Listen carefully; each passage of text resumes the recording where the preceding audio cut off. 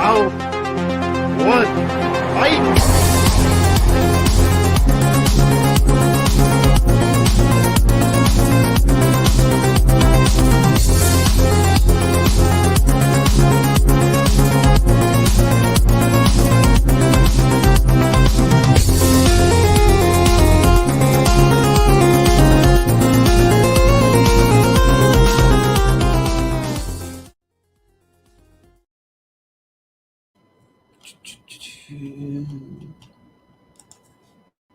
Hey guys, what's up? Welcome to another episode of Tournament Fights. This is number 97. We're getting close to our 100th episode, but we're not quite there yet. And tonight is our third part of our best of 2017 series. We did two full brackets of 64, and so the Sweet 16 from both of those are going to be what we're going to be voting on tonight, and it's going to be a half bracket of 32 for this championship. So it's not going to be easy. We're going to have some tough matchups. So I am really looking forward to it. And I'm your host, as always, Jordan, the movie hero Anderson. And Merry early Christmas to everyone. And yeah, I'm excited to get this thing started. So I will go ahead and I will introduce Mr. Jacob Barber. How's it going? Going well. Excited to be here and crown a champion from 2017. Yeah. We'll see which one gets crowned champion, and we'll have the elite 8 from this will be moving on to face the movies of 2016. So we'll see which ones make it that far. So yeah, but we also have Malcolm Lay. How's it going, Malcolm? It's going good. Definitely should be interesting. I actually saw one of the matchups and setting up it in background, and yeah. Yeah, I'm sure they're going to be tough. Yeah, but we also have Stephen Shepard in the house. How's it going? Hey, yep. I actually managed to watch one of the movies that I haven't seen that's on this championship, even though it's actually a 2018 movie, not a 2017 movie. Okay. Yeah, it's probably one of the ones that advanced from the previous round. Yeah. Yeah, there's a couple of those on here. So if you see one that's 2018, then you'll know it's one that advanced, or 2019. So, but we also have joining us Mr. Michael Wolfman Wyndham. Hey, what How's is it going? up, everyone? Thank you for having me. Excited to. I've seen pretty much a majority of these in the championship tonight, so I'm excited to talk about them and see which one comes out on top. Yeah, and just so you know, Wolf, you got a little feedback. Your mic's kind of like pretty crackly, just so you know. So I don't know if you want to jump out and back in or whatever you want to do, but it's all good. But yeah, so this will be it for right now. We will have. Oh, actually, speaking of it, I was going to say we'll have Austin here in a minute. He's here. Speaking of, I'm here. Hey, just in time. Just in the nick of time. Hello. Nice. Welcome. Mm-hmm. Yeah. So what are we doing? Tournament fights? What's this? Yeah. Oh, okay. You seen any movies from the year 2017? Have you seen any of those? Huh? Maybe a few. All right. Yeah. Cool.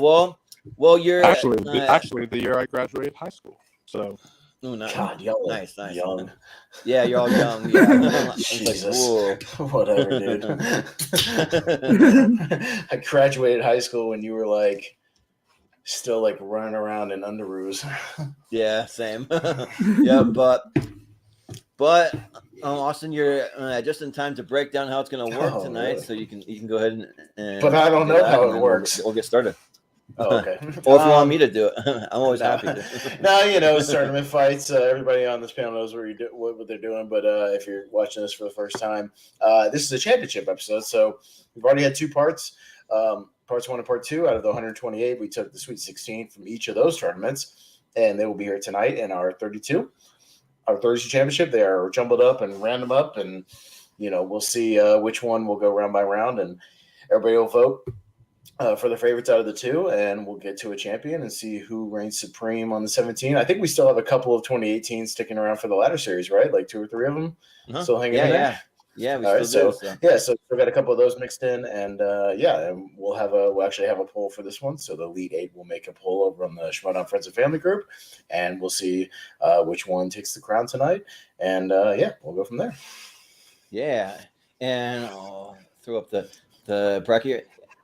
I have a few fun surprises up my sleeve because Malcolm's going to be running the bracket. I got some clips loaded up for certain moments in the show. We'll see. So we'll see how they work. No, they're all pretty short. So yeah, like 10 seconds. So, all right. So we'll go ahead and we will get started. So. Moto surf! Moto surf! Moto surf! All right. Surf Ninjas is not part of tonight's tournament. no, but but good way to get you pumped up, kind of. So yeah. But we got a nice tough matchup right off the bat, and Jacob Barber will be first for Wind River and Blade Runner 2049. You say tough. I say fairly easy. Fairly easy for me too, but it might be tough for some people. I understand it's going to be tough for some people. But I made it known on the previous episode my thoughts on both these movies. I'm just kind of lukewarm on Blade Runner. It looked phenomenal, but as far as like the story and just all that, it's just I think it's okay. But I think Wind River is incredible. The performances from Elizabeth Olsen and Jeremy Renner, I think, are their best outside the MCU. They've had some inside the MCU. They're really good.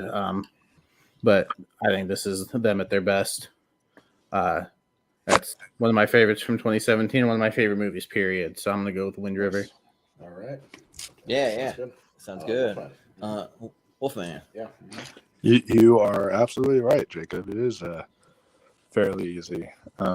But because, Wind River is one of the top 10 movies of that year, but Blade Runner 2049 is one of the greatest movies of all time.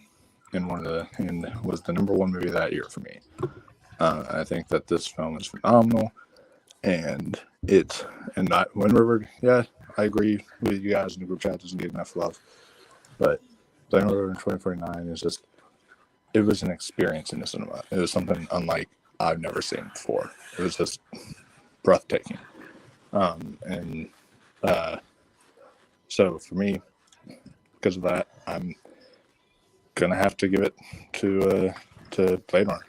All right, Steven. Yeah, Steven. Wind River is number 5 on my. Actually, I only did a top 5 for 2017, and not a top 10. But Wind River is number 5. Blade Runner 2049 is number 1. So I gotta go with Blade Runner 2049. Number 1. All right. Well, Malcolm.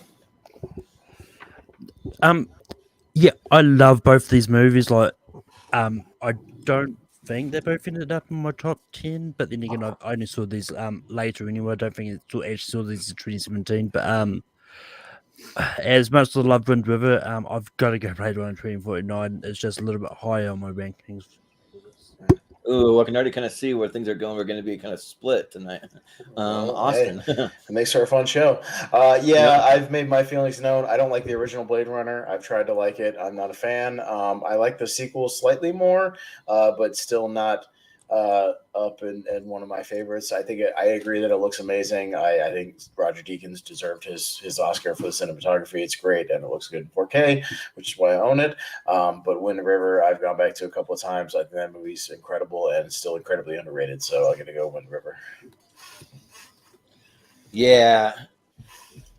I'm kind of the same way. I'm not a fan of the original. I mean, I do think that this Blade Runner is better, but it still doesn't really do that much for me. It's like a movie that I'm just waiting for something awesome to happen, and it just is not happening for me. And I'm kind of like okay, but it's all right. But I mean, Wind River blew me away though, especially that performance by Elizabeth Olsen. It's just a powerhouse performance, I thought, and Jeremy Renner's great. Even people like John Bernthal, and he shows up, and that it is pretty great. So I got to go Wind River. Well, right off the bat, fit for a championship episode, we have a tie, and it goes to Jacob Barber for the tiebreaker. Right off the bat. You can change things up and make it interesting. Wind River. Wind River. He's going to stick with it. Why am I Wind not, River. why am I Here not we on the go. bottom? I'm Okay. usually always on the bottom. What is it? Yeah. Wind River beat the number 2 movie. That is correct.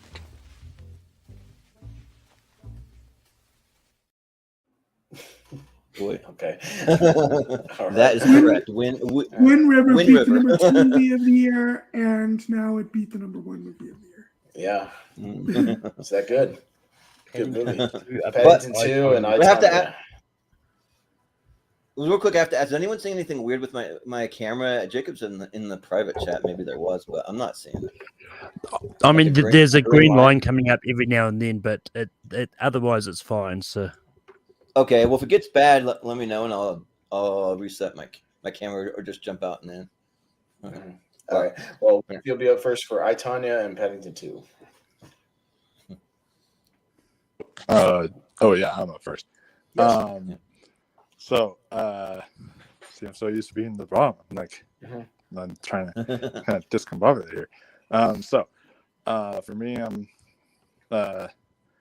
unfortunately, I'm always like kindness wins, the teddy bear wins, but in this case, I, Tonya was just something that was like truly special, and so like I'm gonna have to go with I, Tonya. Okay. And Yeah. we'll go to Stephen. Steven? Yeah, so I haven't seen I, Tonya actually watched Paddington 2 for the first time yesterday. And Me too, Stephen. I watched it 2 days ago. If you watch the other night, Austin watch loved the other it. night, you'll hear my thoughts. So, although it gets off to a little, not a bad start, but a little too cutesy in the beginning, it ultimately won me over, and I actually really like it. It's actually, just a delightful movie that just managed to win me over. So I'll go with Paddington 2. All right, Malcolm. Yeah. Malcolm. and for those wondering, Paddington 2, although it technically came out in 2018 in the States, it came out in 2017 in other countries because I saw it in 2017. But yeah, I like Yeah. I, Tonya. I do think it's good, but Paddington 2 is a really sweet movie about a really sweet bear, so I'm going to go Paddington 2. Well, Austin.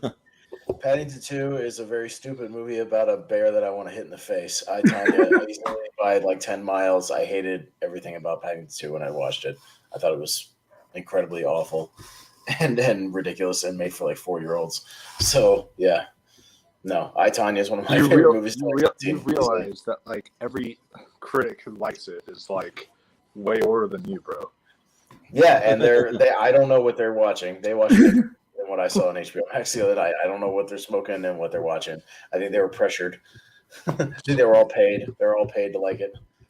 Well, I mean, they're all paid. I wish- do it. That's for sure. I wish I was paid to like it.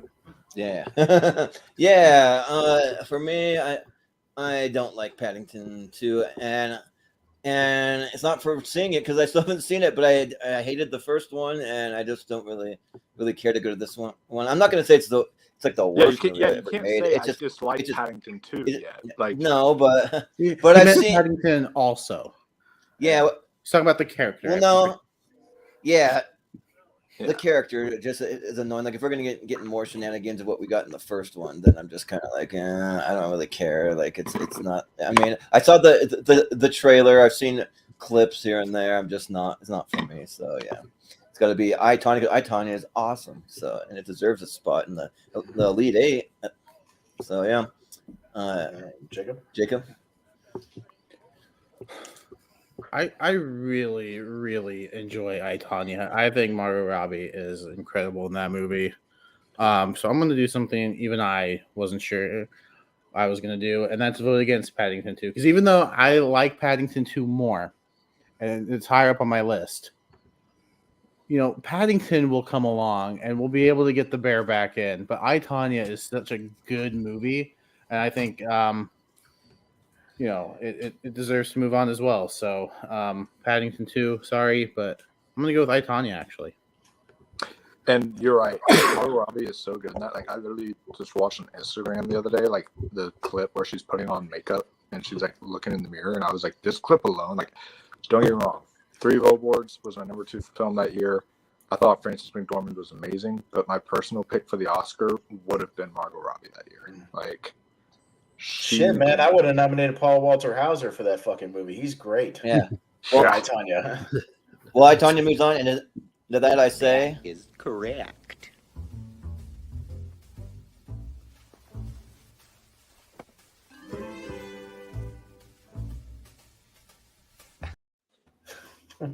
Why did we just lose every viewer we had? Yeah, we just let everybody was watching. no way, because that's comedy gold right there. Anyways, All right, Steven's up first for Wonder Woman and Thor Ragnarok. So Thor Ragnarok has actually grown on me a little bit throughout the years. But I still don't love it as much as most people do. I like it. I don't love it. So yeah, I'll go with Wonder Woman. I think it's the better comic book movie of the two. All right. yeah. Malcolm. Yeah, I think Wonder Woman is good. I know what I was going to say about this matchup, but yeah, I love Thor Ragnarok. I think it's amazing. It takes a character which was really boring and then actually gave him some more life to him. So I'm going to go for Ragnarok. Yeah. Well, Austin. Yeah, Thor Ragnarok took a character that I loved and turned him into a fucking joke and a clown. Wonder Woman's an incredibly much better movie and takes his character seriously and is well made and has much better cinematography and much better acting and much better production value and everything, and doesn't make their characters into fools. Wonder Woman, all the way. Wow. Is that surprising? That shouldn't elicit that reaction. Wow. No, I just think it's an obvious choice. So wow, like it's kind of obvious. We knew it was coming. Yeah, but yeah, for me, it is kind of close, but I'm just much more of a Marvel guy, and also I'm a huge fan of Taika Waititi. So, and I thought that Thor Ragnarok, they did humor well. That they just kind of like Malcolm said, kind of made a character that was a little more on the boring side. I'm not going to say it was totally boring, but it was kind of skewing that way, and they really put some life into the character, and then they still had some serious moments. I mean, you have half of it with people dying. You have his father dying. You do have some serious moments. So yeah, and Wonder Woman's good, but I like Thor better, so I'll go Thor Ragnarok. Check it out. Yeah, this one's kind of close. I think Thor Ragnarok is a lot of fun. But I think Wonder Woman's also really good. Oh man, this is super close, but I'm gonna give the edge to Wonder Woman. Yeah. Wolfman. The God of Thunder versus the Amazonian goddess. And first off, I just want to show I got this for my birthday the other day. I got the Snyder Cut trilogy. The Snyder. There you go. Now that's a good pickup, Wolf. That's some quality entertainment movies right there. Oh yeah, 3 quality entertainment films. Restore the Snyderverse. Restore the Snyderverse. It is absolutely fuck James Gunn. Fire James Gunn. Restore the Snyderverse. Yeah, yes. sure. That is how I feel. Henry Cavill, my Superman forever. Anyways, but yeah, I'm a huge. I do like Marvel, but I'm actually more of a DC fan. I love a lot of DC stuff, and I thought it's funny because I was actually criticized. I was the first one to criticize Gal Gadot when she was nominated. I was the girl from Fast and Furious 6, or not nominated when she was casted. When I was like the girl from Fast and Furious 6 is Wonder Woman, and then I watched this movie in Batman v Superman, and she just blew my mind how good she was. So I thought that she really fit the role really well. I really had fun with this movie. And Thor Ragnarok,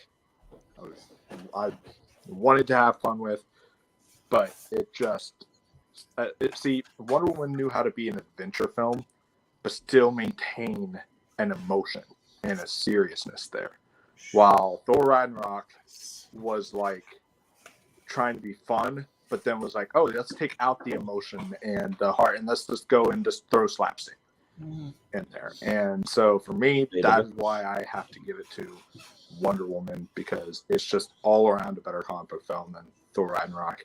And right now, if Nolan was on this stream, he would literally be shouting at us, you and me, Austin. He would say like, y'all are talking about the Norse mythology, Zeus, all right? This is the Marvel's, or not Zeus, Thor. This is the Marvel Thor.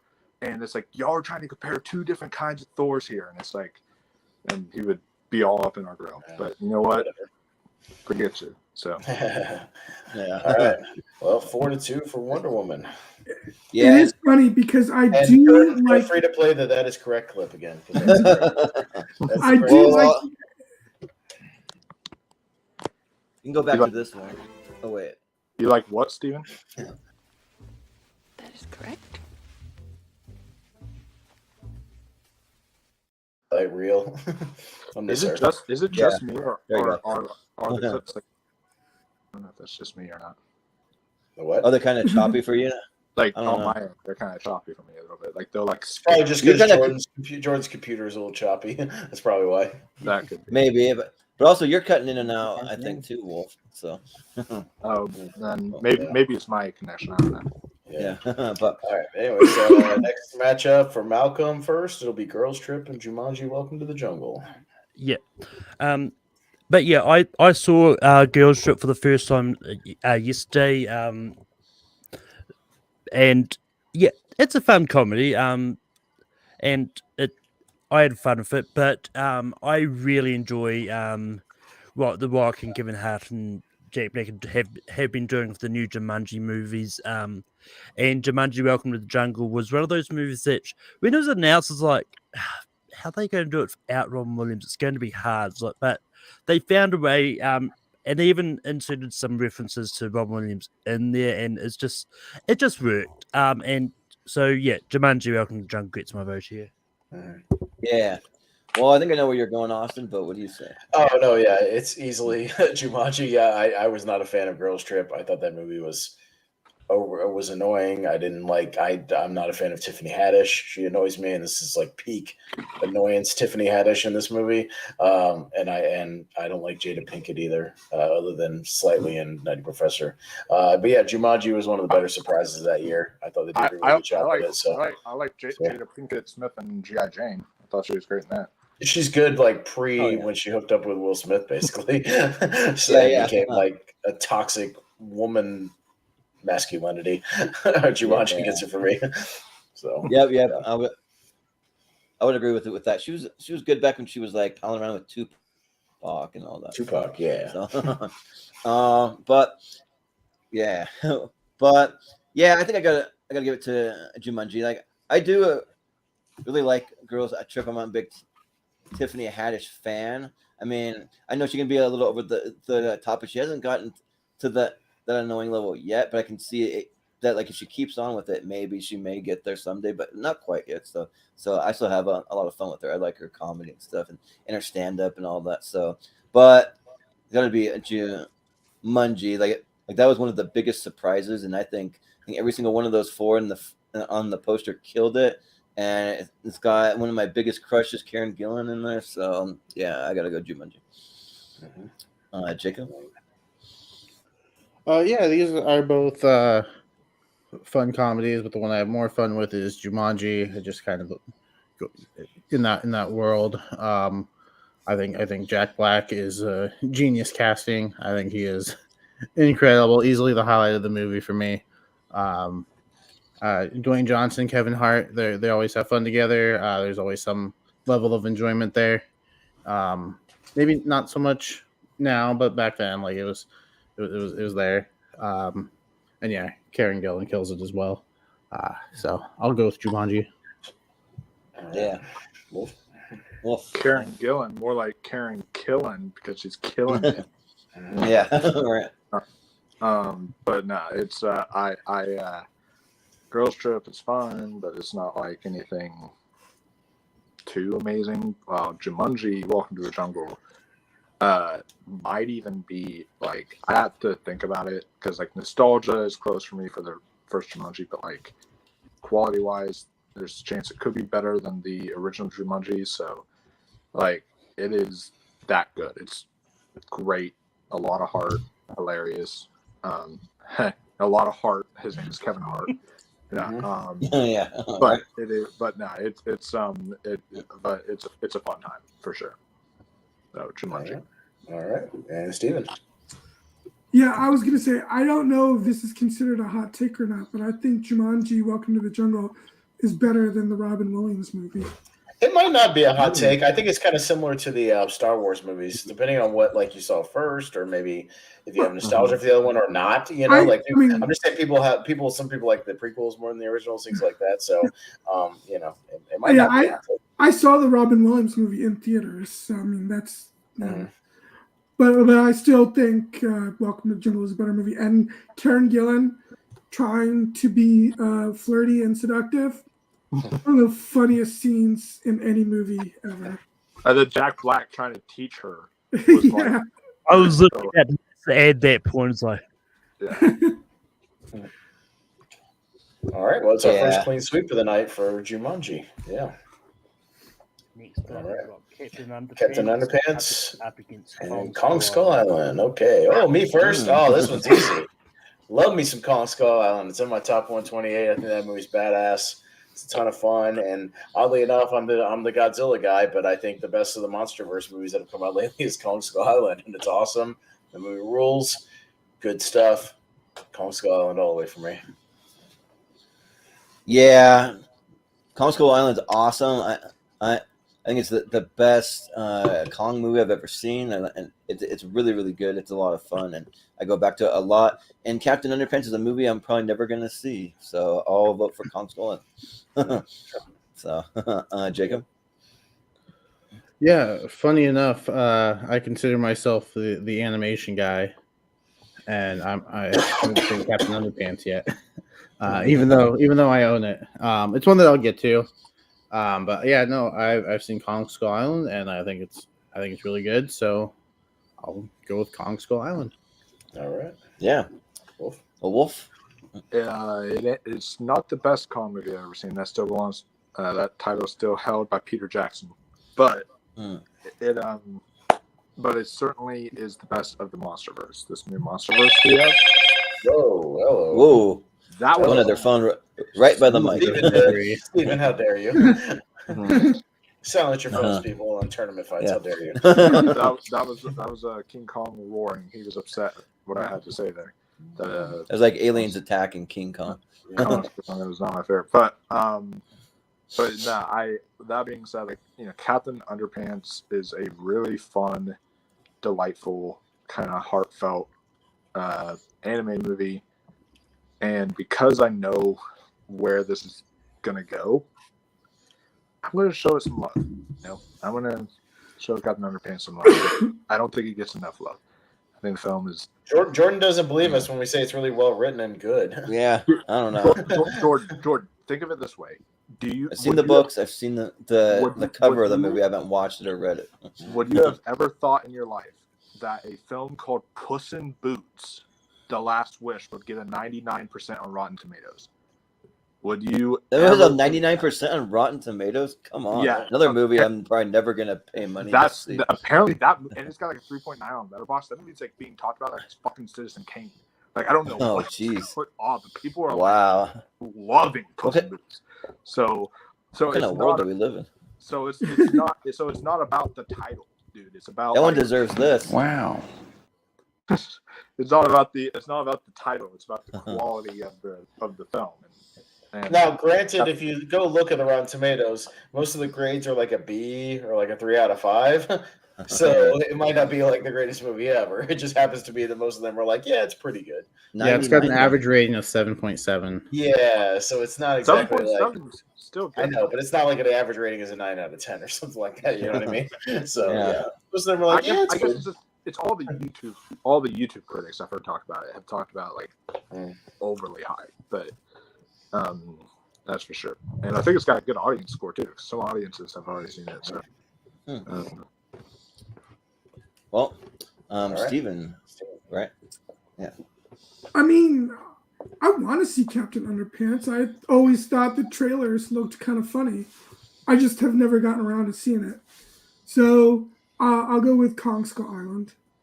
Okay. Yeah. And Malcolm. Yeah. I thought I was giving me the lone vote for Captain Underpants here because I think Kong Skull Island is just fine. But I really enjoyed Captain Underpants, and I was just really surprised. But granted, I was a fan of the books. And I will say, Jordan, give it a shot. If you don't like it, you don't like it. That's fine. But give it a shot. Don't judge something just based on the name. So yeah. Well, probably what I'll watch it for is when we get to our animation series in January. I'll watch it for that. Sure. All right. I'll have watched it by then too. Yeah. All right. Yeah. Well, it's going to be 4-2 for Kong, and we'll move on to the next match, which will be for Jordan first. Disaster Artist in Shape of Water. Okay. Ooh, that's a tough match. Ooh, All right. But yeah, Jordan, you're up first on this one. It's probably not as tough. I mean, I do recognize the Shape of Water as being really, really good, but I mean, it's good in a way. Like, I don't know, like that movie's just like, I don't know, it's all over the place because it has like Oscar-worthy stuff in it, but then it has some kind of stuff that I'm kind of like okay, and like just not, I don't know, I don't like as much, and then it kind of drags in places too. But there are some amazing performances in it, so it's just kind of interesting. Like it's one of those movies that does a lot of stuff. It has good tension, good acting, but then it has some like maybe slow for some people who aren't into these kind of movies and could be a little off-putting because of the creatures and that kind of stuff. So it's hit and miss for me. The Disaster Artist though worked like pretty much the whole way through it, and especially works even better if you've seen the Tommy Wiseau the Room. So yeah, I will vote for the Disaster Artist. All right, Jacob. Yeah, I had to consult my list because this one's close. This one's tough. I think both movies have really good performances. I think Michael Shannon and Octavia Spencer, especially in The Shape of Water, they're probably my favorites from that movie. But James Franco delivers a pretty great performance. And so since the Disaster Artist is high on my 2017 list, I'm gonna go with the Disaster Artist. But man, it's not by much. Okay. But we'll shout out also Richard Jenkins from The Shape of Water. Like he's pretty good too. So Yeah. Wolf. Ooh, this is the hardest one for me yet because I really enjoy The Shape of Water. I think the film is magical. It's just it like transports you to like this world that it's just so like interesting and haunting. But like the Disaster Artist for me was a film that I don't know, it like really tough because I watched it with a friend of mine who him and I want to get into filmmaking together, and so like we both really connected to it a lot, and it was also one of the films I watched when Movie Pass was a thing. Remember that, guys? Oh yeah. Oh, I exploited the hell out of Movie Pass. Same. I did too. When Movie Pass was a thing, I used that to watch The Disaster Artist, and yeah, it was a great one. It's a film that is laugh out loud hilarious, but then it's oddly inspiring. I found myself choking up at times, and I was like, "This is a movie about Tommy Wiseau, who made like the stupidest movie ever made, arguably like funny, one of the funniest, but one of the stupidest movies ever made." And it's like I'm actually choking up at this story. Like it was really beautiful. It was really emotional and also hilarious. I know James Franco's under some hot water right now, but you know what? I don't care because he did a great movie here, so I will say The Disaster Artist. Yeah. Steven. I actually haven't seen either of these movies, even though I know people love these movies. And The Shape of Water won Best Picture. Yeah. As far as Guillermo del Toro, he's always been a filmmaker that I've liked most of his movies, but I haven't really been like blown away by any of them. But I like his movies, like Pan's Labyrinth and Blade 2, and I mean I thought that they're good movies. I just don't love them. Well, and I never got around to seeing The Disaster Artist, mainly because I wanted to see The Room first. Even though I'm like, do I really want to see The Room though? No, you want to see The Room. You have to see The Room at some point. You have to. It's great. If you can see it in a theater with a crowd, even better. Go see it. It's great. I did not hit it. I did not hit it. I did not. I believe it's free on YouTube. There's a you can just watch it on YouTube. It's free. Go watch it. There's a screening happening in December. It's like an hour away, but I'm contemplating going because it's a watch along. It's a screening with Greg Sestero. So you're watching the movie with Greg Sestero, then he'll be in a Q&A afterwards and like a meet and greet. So that'd be awesome. That'd be pretty cool. I think I'm going to give it the slight edge. The one that I think I might enjoy a little more, and I loved Sally Hawkins in Paddington 2, so I'll go with The Shape of Water. Sure. Yeah. Malcolm. I like both of these movies. Shape of Water is one of those ones that just surprised me when it came out because, I'm one of those ones that I haven't seen a lot of Del Toro, but the ones I've seen have kind of been hit or miss for me. But Shape of Water just kind of grabbed me and enjoyed it. But that being said, I really love the disaster. It's I went the week this came out. On Take 3, we did a watch along of The Room with a whole bunch of people who had never seen Disasters before. That was a fun time. Nice. And and when I finally got around to seeing Disaster, it was just amazing. I think if it wasn't for James Franco's allegations, he would have been nominated for Best Actor. So I'm going to go Disaster Artist. Yeah. Well, Austin? Yeah, and I'll also go The Disaster Artist because I love The Room so much, and I thought they did a great job telling the story. And Shape of Water is good, but I don't go back to it that much. But yeah, I've watched The Disaster Artist a couple of times. I dig it, and it reminded me of an idea I sent to Jordan about another tournament fight theme. Tournament fight movies about people making movies or about Hollywood. Yeah. There's a lot. So there's something like The Disaster Artist would be included in that, just people making fake movies within the movies, you know what I mean? Just I think that'd be a fun tournament. So we're gonna do one at some point. Yeah, movies. Definitely. Moves on. Yeah, 5-1. Mm-hmm.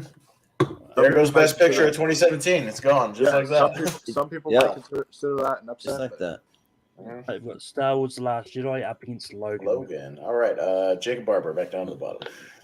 I don't hate Star Wars. But I love Logan. It won the part 2 for a reason. It's that good. I feel like we've talked Logan to death on this channel, so I'll just give it my vote and we can move on. Okay. Yeah, I gotcha. Wolf. Real quick, I'm gonna briefly say that I think The Last Jedi is very underrated. I think it gets too much hate because I do watch that movie, and yes, everything with Finn, Rose, all that stuff, that's really bad.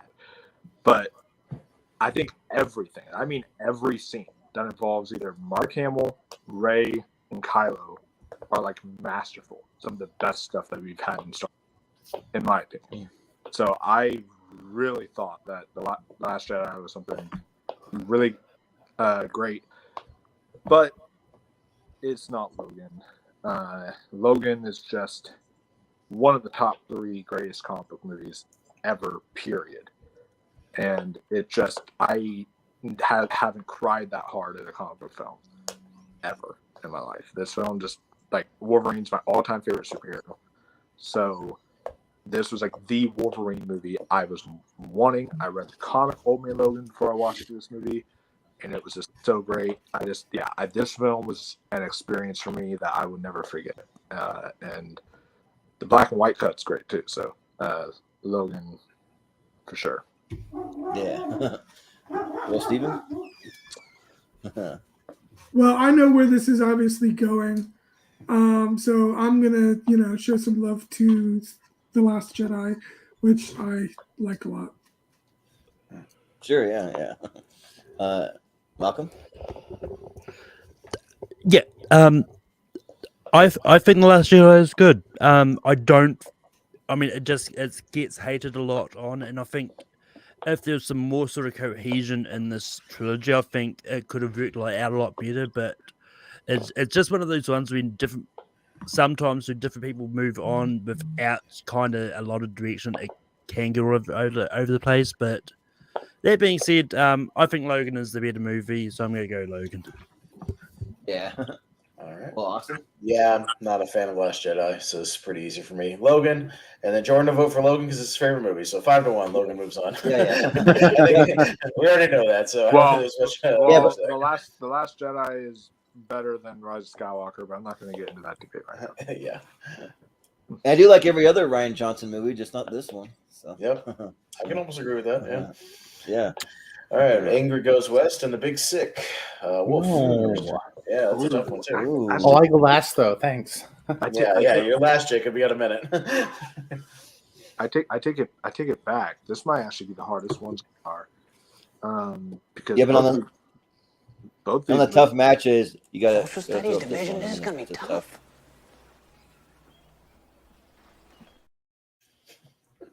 I'm sure Jacob's loving all the Billy Madison. So is Malcolm.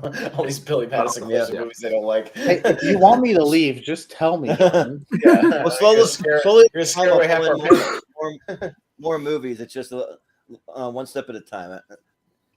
They take time to these clips, but anyways. Yeah. No, you need to find the Running Man clip with the guy trying to, when they ask him which gladiator he wants to pick, like which stalker, he's just like, I can't make a decision. I can't decide. Yeah. I need that. Yeah, you need that little clip. Well, don't decide. I feel like we're in those like commercials where like it's advertising a movie or something. It's like so is the #1 movie in America, and then it's just like a clip from that movie of someone being like, "Whoa, really?" or something like that. What? Like, Yeah. it's like one of those like things like that. All the clips out of context. Yeah. Yeah. But these two movies. This is this is a hard one because I really loved Ingrid Goes West, and I thought The Big Sick was a delightful rom-com. But I'm a sucker for a good rom-com, so I will give it to The Big Sick. Yeah. Malcolm. Isn't Steven here? Oh yeah. Sorry. Yeah. Steven. I mean, Go ahead. Yeah. Sorry. I haven't. We just assumed he was going to be muted anyway, so we just moved on to Malcolm. Go ahead, Yeah. Steven. I've actually been pretty careful so No, far. he's been very good tonight. You've been very good tonight, Steven. Very good job. And actually haven't seen either one of these. I feel like The Big Sick is probably the better one of the two, but I love Aubrey Plaza, so I'm gonna actually go with Ingrid Goes West. I'll give another shout out to a great Aubrey Plaza movie. It's on Netflix right now called Emily the Criminal. Check it out. It's really good. Yeah, I gotta see that. Yeah, I've been hearing good things. Very good. Malcolm? I like both these movies. Just because I think The Big Sick's appeared a few times in tournament fights, I don't think Ingrid Goes West has. I don't know. Now, I hope I've got my compass directions correct, but Ingrid Goes West? Yeah. I don't see it. I mean, I don't see a question mark at the end of that title, but there might be. It's very small. Yeah. The Big Sick? Right. Yeah. Yeah. Austin? Yeah, no, I like both of these movies a lot. I think with this one, I'm just going to go with, I don't know, just the one I've gone back to a couple of times, which is The Big Sick. I think it's really well written and really well performed, but both movies are really good. But I'll give it to The Big Sick and tie it up. Jordan? Yeah. I really like both of these. They're really, really good. I saw the Big Sick in theaters. I unfortunately did not see Ingrid Goes West in these. I only saw it a few days ago for the first time to prep for this. And I'm a huge Aubrey Plaza fan. Like she might be like top 3 or 4 actresses for me personally. Looking today, I think she's that good, and like I just really vibe with that kind of her whole awkward personality that always makes you kind of feel a little uncomfortable. And yeah, I think Ingrid Goes West was better than the Big Sick, but just a little bit, not by a lot, because they're both great. But although Ingrid Goes West. All right, Jacob, might be up to you here. What do you got? I still don't know. I think the Big Sick is just slightly better written, so I'll go with the Big Sick. But man, this has probably been like one of my toughest matchups that I've ever had to like vote on. Like just I honestly kind of agree. Well, Jacob, you actually don't have to decide because we have a tie, so it goes to Wolfman. Wolfman has to decide which one goes through. Oh man, this one. Oh. So yeah. Mm-hmm. Fuck. Why was I not on the bottom? Okay. So yeah. Shit. Okay.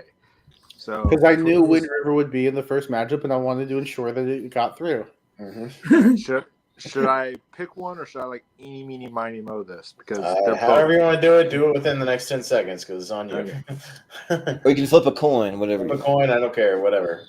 But make a decision. All right, I did eeny, meeny, miny, mo, and it still landed on the Big Sick. So I guess we'll pick. All right, the Big Sick will go through then. Okay. But I do want to give also a shout out for Aubrey Plaza and the White Lotus season 2. I like just finished that, and holy crap, was she great in that show! So, oh nice. She's on fire right now. She's doing great. Yeah. Yeah. Mm-hmm. All right. And also, there's a smaller indie film with her and Christopher Abbott that no one's seen called Black Bear, and I watched that I think it came out like 2018 or something like that. It was really good. I definitely recommend it. All right. Yeah, but there's a little clip from Conan too, where she appeared on Conan's podcast, and she talks about how she first made it into Hollywood and got the job at Parks and Rec, and the way that she tells it, it's just so like unique to her, and just really really awkward and like hilarious. Like I would recommend that too. All right. So Steven will be up first for Power Rangers, and Creed 2 is one of our ones that's hung on from previous tournaments, so from previous years. So Power Rangers and Creed 2. Steven. Well, good thing that if I'm first, good thing this is an easy match. Creed 2 is by far better than Power Rangers. All right. Malcolm. Yeah, I just saw Power Rangers for the first time literally just before the stream. It's enjoyable, but Creed 2 is still by far the better movie. I'm gonna go Creed 2. Yeah. Austin? Yeah, it's I'm a big Power Rangers fan overall. This might be a little easier if it was the 95 Power Rangers movie, actually. Because I just have more of a passion for that movie than I do Don't diss my movie. Okay. No, I'm saying I would vote for it over the passion I have for the 2017 one. Because I'm saying I'm an old school Power Ranger guy, not as much of a new school Power Ranger guy. No, I like that movie. I'd probably vote if that was up against Creed 2. I'd vote for Power Rangers, but in this case, I'm going to vote for Creed 2. Yeah, we made that movie get to my championship for my top 128 with Power Rangers. Yeah, Power Rangers was there. I mean, we'll be talking about the OG Power Rangers when we get to 95 back in 2030 or something like that. yeah, right. Get there for best movie. About 3 years from now, 4 years. I think you guys have nostalgia glasses on with the 95 Power Rangers. That movie's great. No glasses. I hear everyone tell clear me eyes. I hear everyone say that to me about Mortal Kombat 2, and they can suck it. All right. The 95 Mortal Kombat is excellent. Hey, Mortal Kombat 95 will be on our 100th episode. It won a previous tournament, so it'll be. Let's go. Mortal Kombat, I like, but I remember rewatching the 95 Power Rangers. I'm like, okay, this is more of a nostalgia thing, I think. I literally just rewatched it when Jason David Frank died, bro, and I loved it.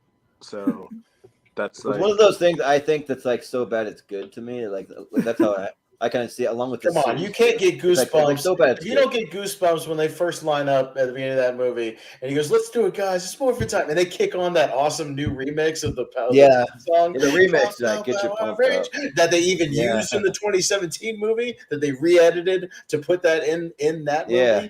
That fucking song kicks ass, and I get goosebumps every time they do it. It's awesome. Right. Yeah. Let's you hurry dare this up. I be know what I'm Power watching Rangers. after the stream now. Yeah, it's on HBO Max, isn't it? That's right. I own it, so. No, me too. Yeah, Me too. But it's on HBO Max also. But yes, also. All right. All right, Jordan. I guess my turn. Yeah, like I do really like this Power Rangers movie here. I had a lot of fun, like and like I don't know, like I guess money talks because we're not getting a sequel, which like there's so many movies, like I won't go off on a big tangent on it, but so many movies I think deserve a sequel, but they just didn't make enough money to get one. So I think this is like one of those. So yeah, like I don't know if we've ever done movies we think deserve a sequel, but I think you could have a whole tournament on that. Honestly. We've done like podcasts about it, but we haven't done like a tournament. Yeah. About it. But we could do like everybody could submit their own ones, and we could do sort of a yeah, like it could be like a tournament fight battles where we all submit them. Yeah, yeah, but yeah, Creed 2 is awesome. Creed 2 is my second favorite movie in the Rocky franchise. So yeah, I gotta go Creed 2. All right, Jacob. So. Yeah, Creed 2 might be the better movie, but because of all this Power Rangers slander, even though it's not the 95 movie, I'm still gonna give it a vote. I'm just saying it's not the 95 movie. If it was the 95 movie, it'd be a whole nother story. Yeah. Wolf. What about Turbo? 95 movie. No, not Turbo. That was in our worst we movie don't tournament. talk about Yuck. Turbo. Yuck. Not 95 movie, not 95 movie. I am the diehard Power Rangers fan. Grew up with the Mighty Morphin Power Rangers TV show. I'm binging through it again because of Jason David Frank. I love the show. I love the original movie. So seeing this 2017 Power Rangers, I got really excited. And there is an actual Power Rangers actor, fun fact for all you people, that is in this movie. And it's not Amy Jo Johnson or Jason David Frank, even though they have a cameo. It's actually Bryan Cranston. Yeah. He was in the original Mighty Morphin Power Rangers. He dressed up as one of the monsters in the first season. Yeah. Oh, he did? Yeah, I will say I do think he's good casting as Zordon.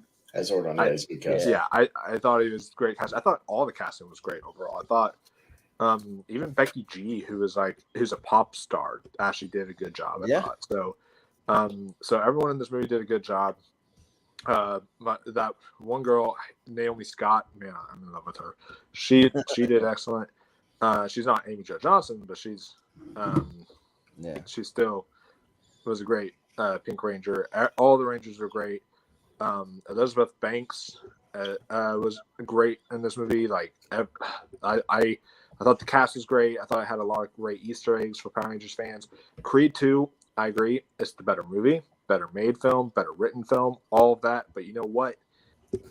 I'm just a Power Rangers boy at heart.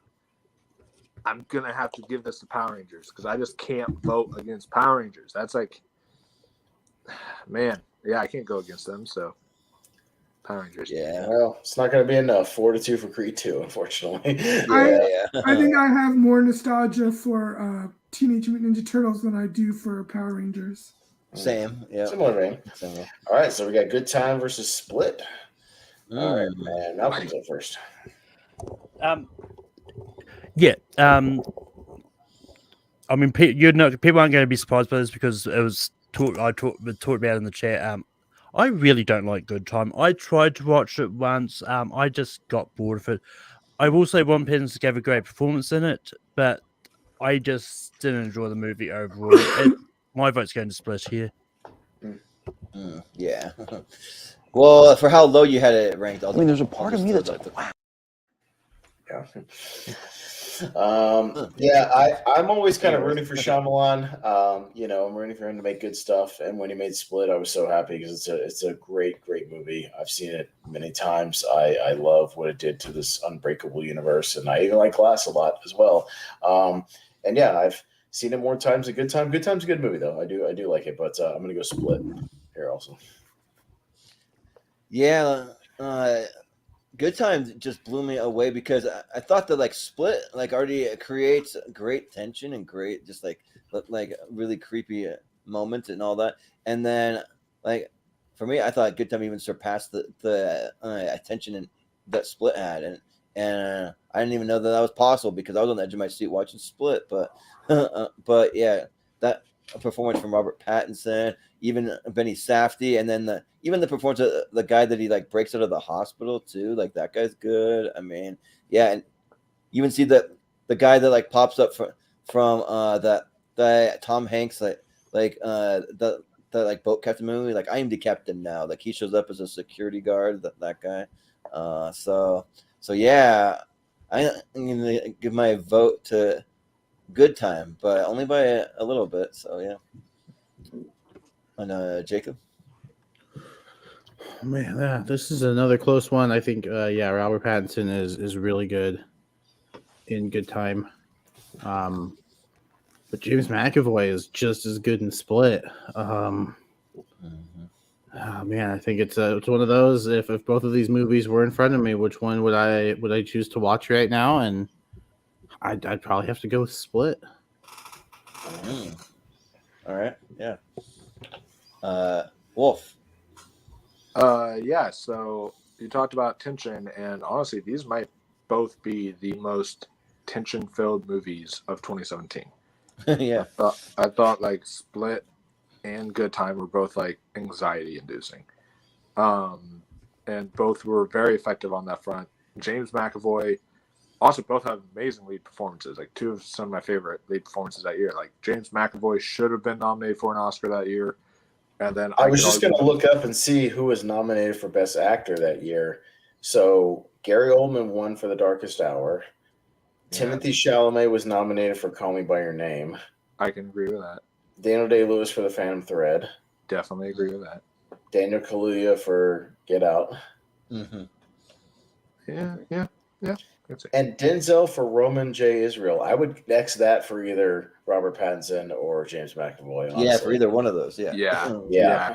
Same. I would have taken him out and put.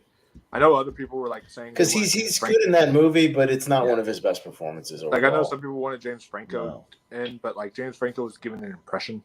I don't think that like that was as Oscar worthy as like James McAvoy, who literally was multiple different personalities in the film. Well, and there's ones where he's playing a personality who's playing a personality who's basically playing a person.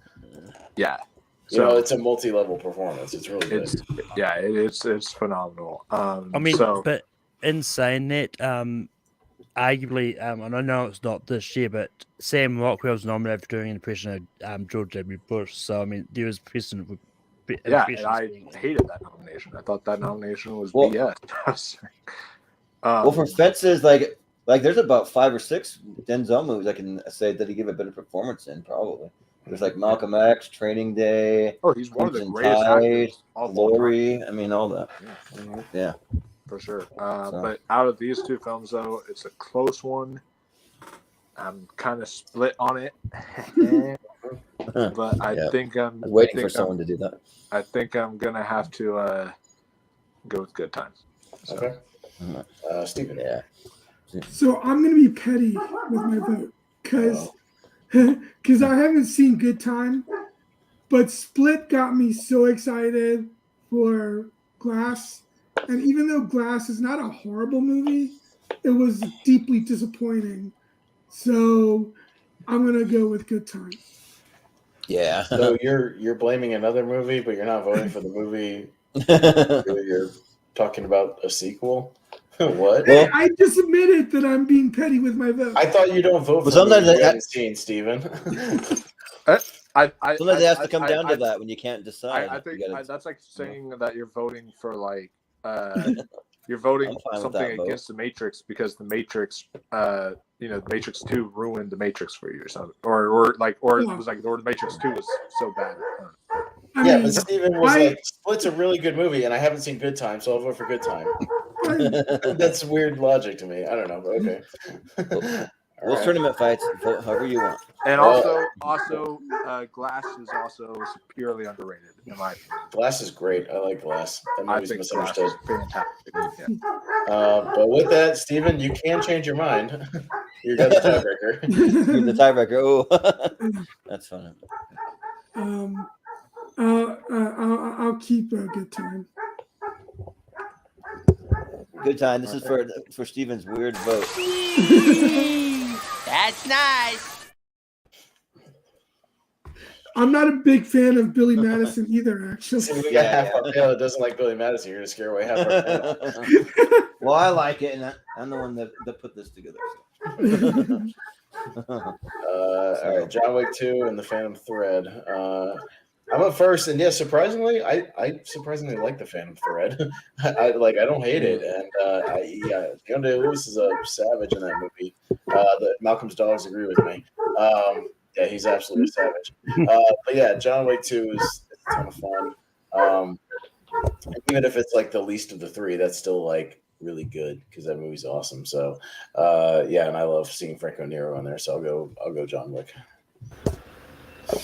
Yeah, I should have thought. I was going over the list of movies I haven't seen. Probably should have freaking watched Phantom Thread. I kind of skipped over. You would hate it, Jordan. I'm just telling you right now, you would hate it. Well, the only ones that I thought that I hadn't seen were Captain Underpants and there's one other. Oh, Paddington 2. So I'm like, screw those movies. I'm just gonna watch for the next tournament. So I watched a couple for the next one, yeah. So I haven't seen Phantom Thread, but like I do recognize the like sheer talent of Daniel Day-Lewis. I just kind of find a lot of his movies to be kind of boring. I don't know. That's just me, but I love John Wick, and yeah, like you said, Austin. Even though it's the lesser of the three in the trilogy, like that's not saying much. That's still great. So yeah, I'll vote for John Wick. Jake? Yeah, I still haven't seen Phantom Thread either, so I'll go with John Wick 2. You guys have pretty much said my thoughts too. Not my favorite in the trilogy, but that's not saying that's like for Lord of the Rings fans saying their least favorite Lord of the Rings movie or something. You know what I mean? Yeah, like something like that. Yeah. Yep. Exactly. So, John Wick 2 is definitely the weakest of the John Wick trilogy, but I can certainly tell you that Phantom Thread is most certainly not the weakest Paul Thomas Anderson film. That's Inherent Vice by a mile. Yeah. Oh yeah. That movie sucks. I don't think it sucks, but I do think it's awful. And it looks good from the trailer. Like it looks pretty good, and then it sucks. Seconded by Licorice Pizza. I would say the second one. I'm not. Or The Master. I'm not huge on Hard 8, so Hard 8 for me would probably be the second one. That was like his first film he did, but I love The Master. That's like in my top 5. Not my style. But Phantom Thread's also in my top 5 from Paul Thomas Anderson and from Daniel Day-Lewis as far as performance go. He was phenomenal in this, and it looks like he was serious about retiring because I haven't seen him in anything. And what a way for him to retire, because this film was really well done. And then Vicky Krieps too. Like, talk about someone who should have been nominated. Like, the supporting actress in this movie, she was good, but Vicky Krieps was almost on the level of Daniel Day-Lewis in this movie, and she wasn't even nominated. I'm like, she should have been nominated for this movie, hands down. Maybe even could have been in like a winning conversation for me. Like, she was really excellent. Well, it's like being in a Meryl Streep movie. She outshines everyone, kind of like Daniel Day-Lewis. Yeah, exactly. But it's just like, and then also like there's so much about it. Like the score is incredible. I thought it should have won Best Original Score that year because it's just the score is phenomenal. The directing, this movie to me is, and it's interesting because it has the same treatment as every single Paul Thomas Anderson movie has had. I watched it at first, I didn't get it. I thought, okay, this is just kind of like slow, boring. I'm not into this. And then I rewatched it right before the Oscars, and it became like my second favorite Best Picture nominee that year, right behind Three Billboards. So it was phenomenal. And for me, I'm going to have to give it to Phantom Thread personally. Yeah, that sounds good. Steven, what do you think? So before I say this, I should probably put the caveat that I have not seen Heart 8 or Inherent Vice. But Phantom Thread is the only Paul Thomas Anderson movie I didn't like. So I will go with John Wick 2. Yeah. Malcolm? Yeah, I love Phantom Thread. I think it's a good movie. John Wick 2 is my least favorite of that trilogy, so I'm going to go Phantom Thread. All right. Well, I think it'll still be still John Wick. 42. And we'll scoot on down. Yeah. Coco and Molly's Game. Oh, Ooh, man. Yeah. All right. Jordan, you're up first. Social studies division, Okay, this is hang going to be on. tough.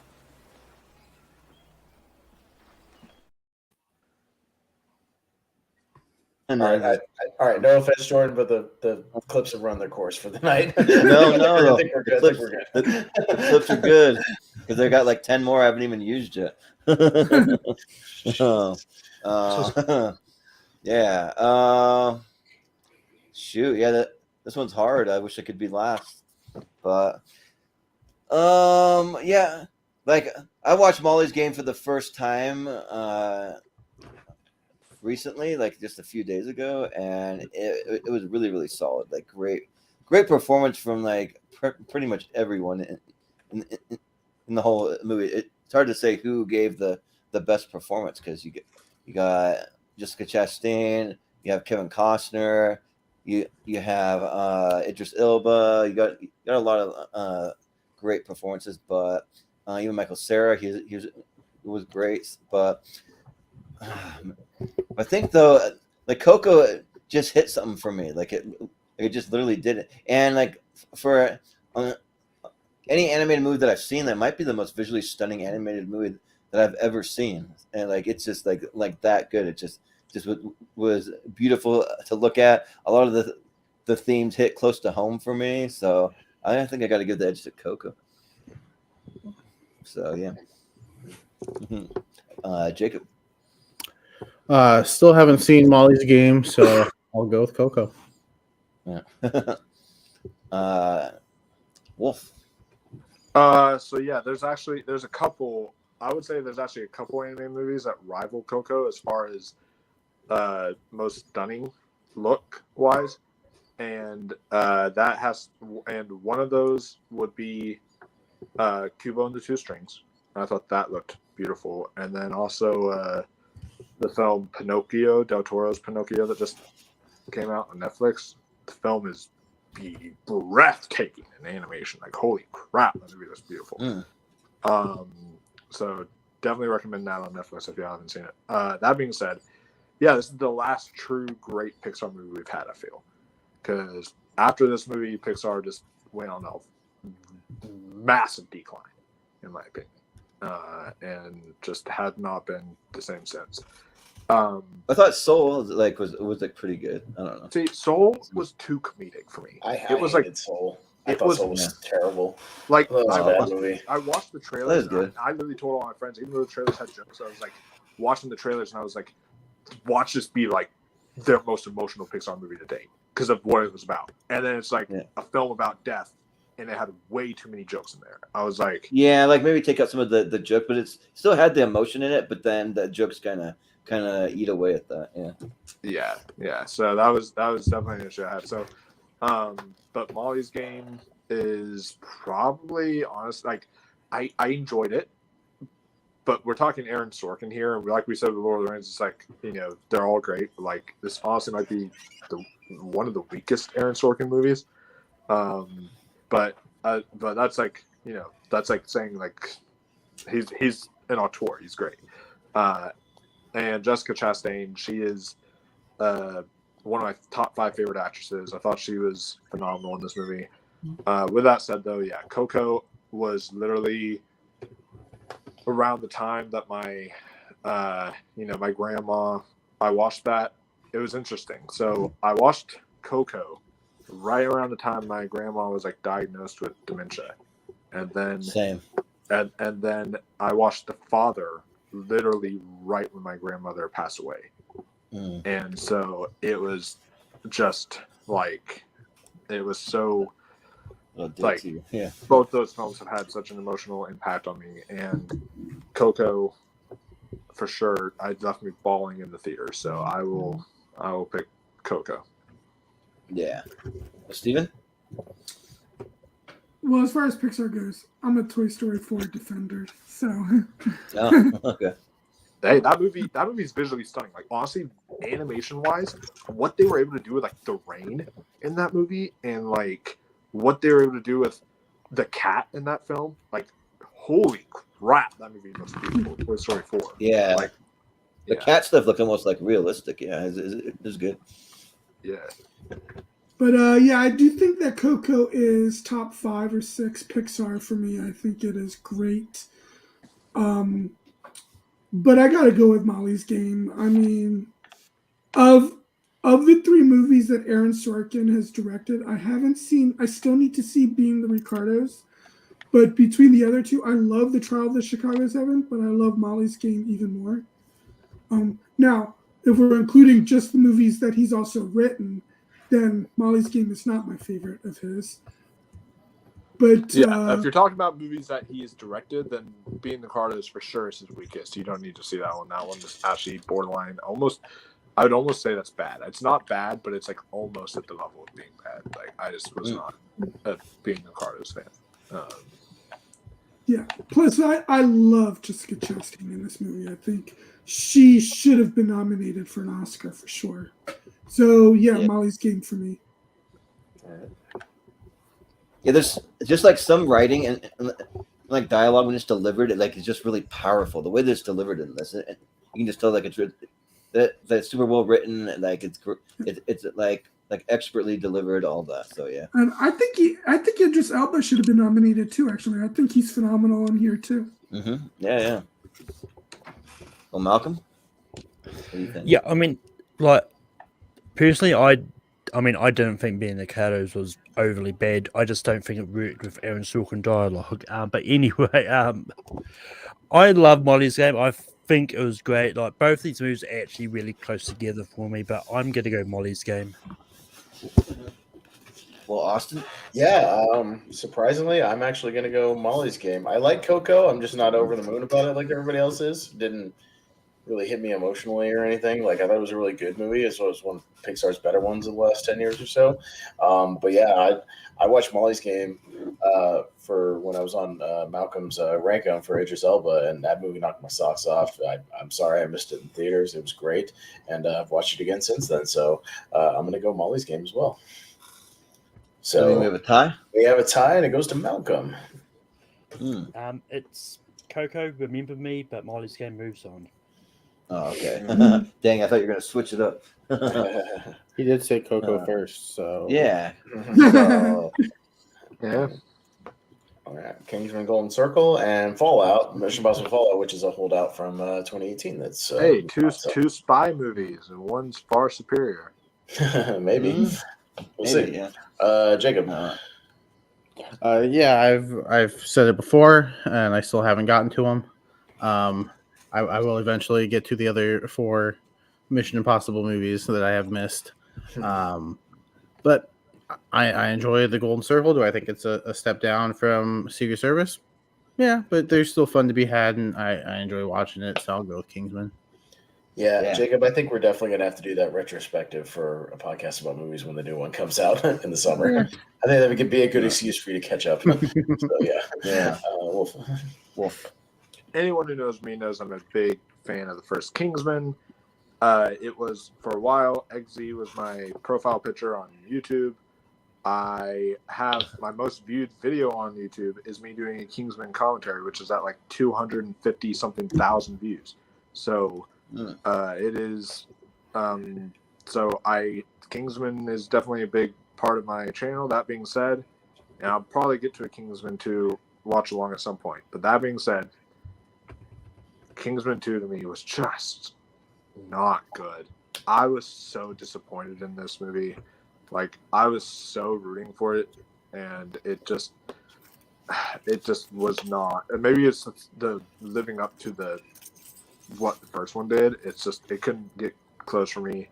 The best part of this movie was Mark Strong singing "Country Roads" at the end when he's like sacrificing himself. But like even then, it's like he isn't even that great of a singer. So it's like I love that scene.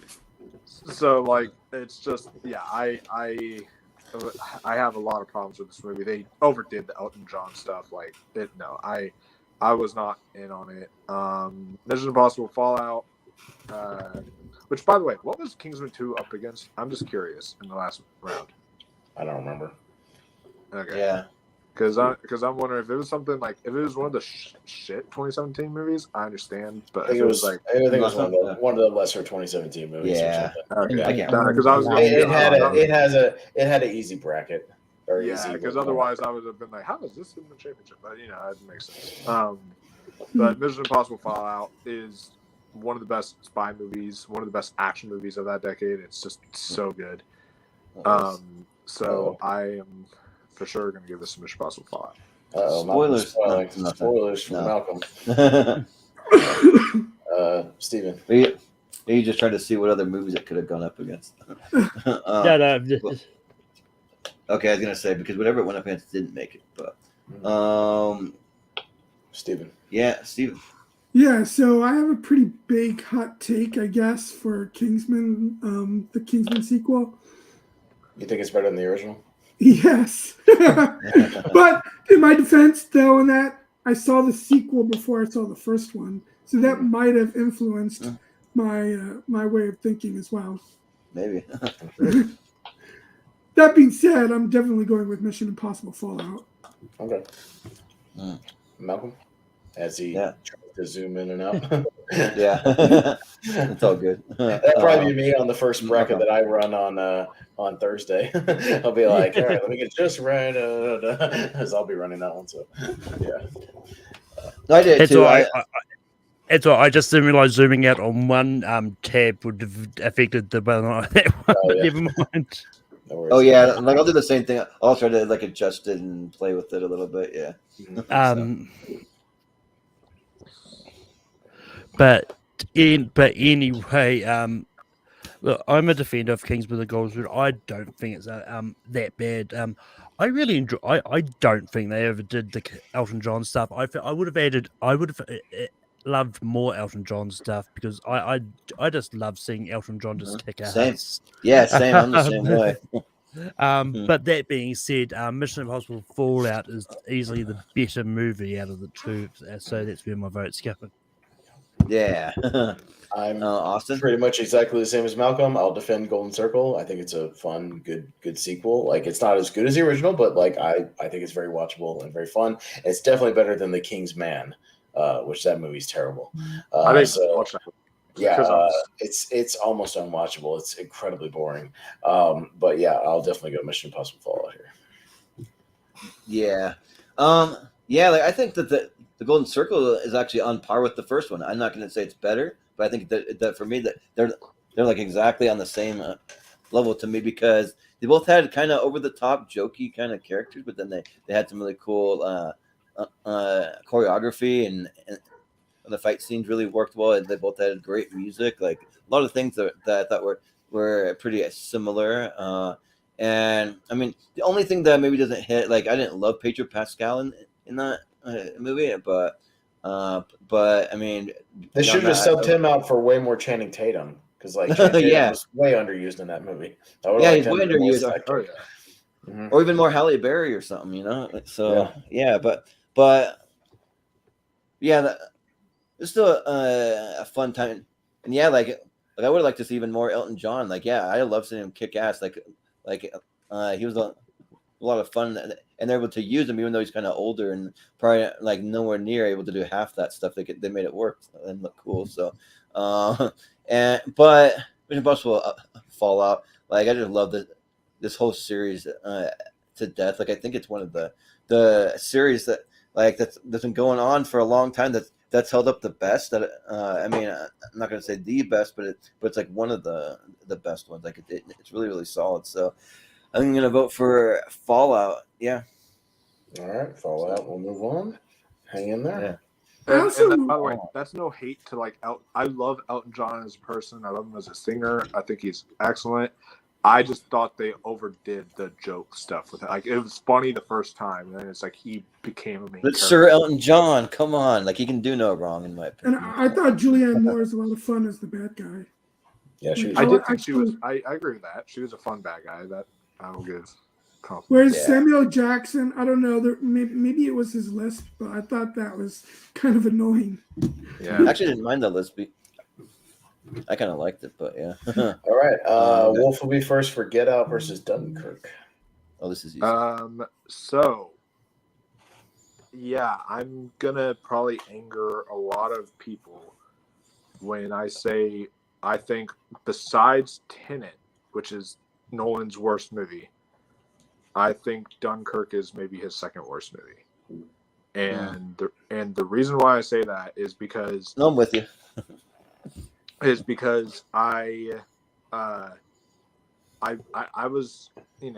I love the idea of a war movie from Christopher Nolan, but the thing is, like, I get you're trying to get me to feel like I'm in the war, and it was a experience with the loud sound, the booming sound in the theater, all that stuff. That was great and all, but at least give me development of characters. Like, give me someone to like care about. Like, I didn't know anything about these people. I was like, okay, why should Zero I be character development. Yeah. It's like, why should I be rooting for this guy? Why should I want him to like survive? Why should I want the three people on this boat to like help all? I don't know anything about these people. It's like, give me development of these characters, and then I can like actually be down for this movie. I thought 1917 was better than this movie because it actually gave you all Quiet on the Western Front, because it gave you all those like tech stuff that you like to see in these type of things, while also giving you the development of characters and story and everything like that, rather than just being let me just show off what I can do as far as technology goes. So I was really disappointed in Dunkirk. I still own it because I own the Christopher Nolan 4K box set, but yeah, I was kind of disappointed in it. Get Out keeps on growing with me because I watched it the first time, loved it. Watched it a second time, actually wasn't so hot on it. I was like, caught some things, and I was like, like one of the twists in this movie is like extremely predictable. Everything like that. Like, there's a lot of stuff in there, and then I rewatched it again. I'm so back and forth that I was like, I love it. So it's like I keep on going back and forth on this movie, but overall though, I still really like Get Out quite a bit, and I like it more than Dunkirk. So and it might be Jordan Peele's best movie. So I'm gonna give it to Get Out. Yeah. Sounds good. Steven. This is tough for me just because I'm kind of indifferent to both of them. I think Dunkirk is a really well-made movie, but yeah, I didn't really feel much of anything for the movie itself. It's a great technical achievement, and I think some cool and interesting editing, but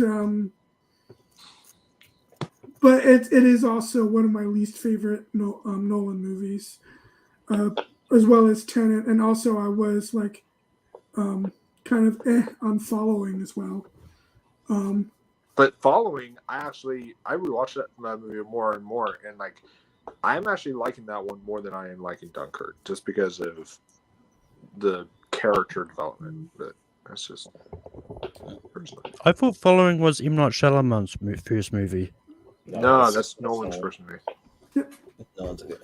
And Get Out to me is a great social commentary, but just okay horror movie. But I'll go with Get Out. It's probably it's probably a little bit more enjoyable to watch. So I'll go with Get Out. Mm-hmm. Yeah. Well, Malcolm. I actually enjoyed Dunkirk. And I just thought it was a really good war movie. And it's one of those ones like when it comes to war movies and that, especially when I know people are going to be dying, like anyway, like I don't necessarily need character development. I don't need to sort of know about the characters. Like the whole aspect of a war movie is the war part of it. But that being said, like both of these movies are really close together for me, but Get Out is still just slightly higher than for it. So I'm gonna go. You know what? I'm gonna go Dunkirk because I think I know where it's going. Yeah. Well, Austin. The more Jordan Peele movies I see, the more I think Get Out was a fluke. Because I think Us is not good, and Nope was just okay. And I think Get Out, he kind of stumbled into something, and I don't know. I'm getting less and less excited for each of the Jordan Peele movies that come out. I've cooled off a little bit on Nolan too, but at least he's getting back to a regular movie with Oppenheimer, so I'm excited about that. And it's not going to be some goofy, shit that only he understands, like Tenet. But yeah, I'll go Dunkirk because I liked it more the second time I saw it, and I've watched it again since then. It sounds great on my system, so I'll go Dunkirk. I mean, you say that now. Then you watch it. Turns out he's somehow evolved time travel in there. It's like, with a straight story movie. Yeah, something weird. Yeah. I mean, but the more I see it, the more it just no. looks like a biopic kind of, straight movie. So I'm down for that, at least. Yeah.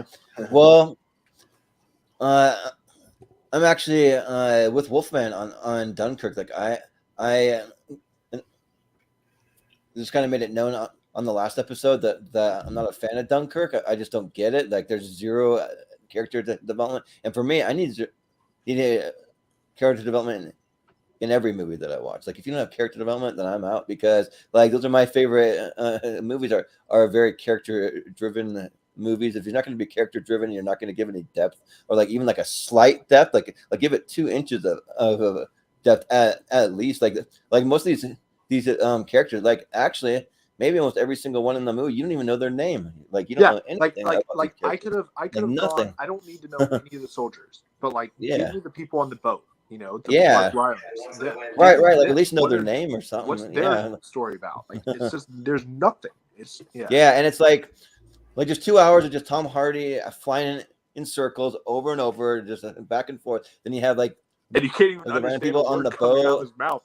It's like he's just like like you can't understand him. Then you have Kenneth Branagh just walking down a pier for like half the movie, just like, and then I don't even know what Harry Styles is really doing in it. Like just all these things, like just like it's visually stunning, sure, but like visuals are only a part of the movie. I mean, the Transformers movies are visually stunning. Those movies are horrible. So it's like, and yeah, like I just don't really care for it.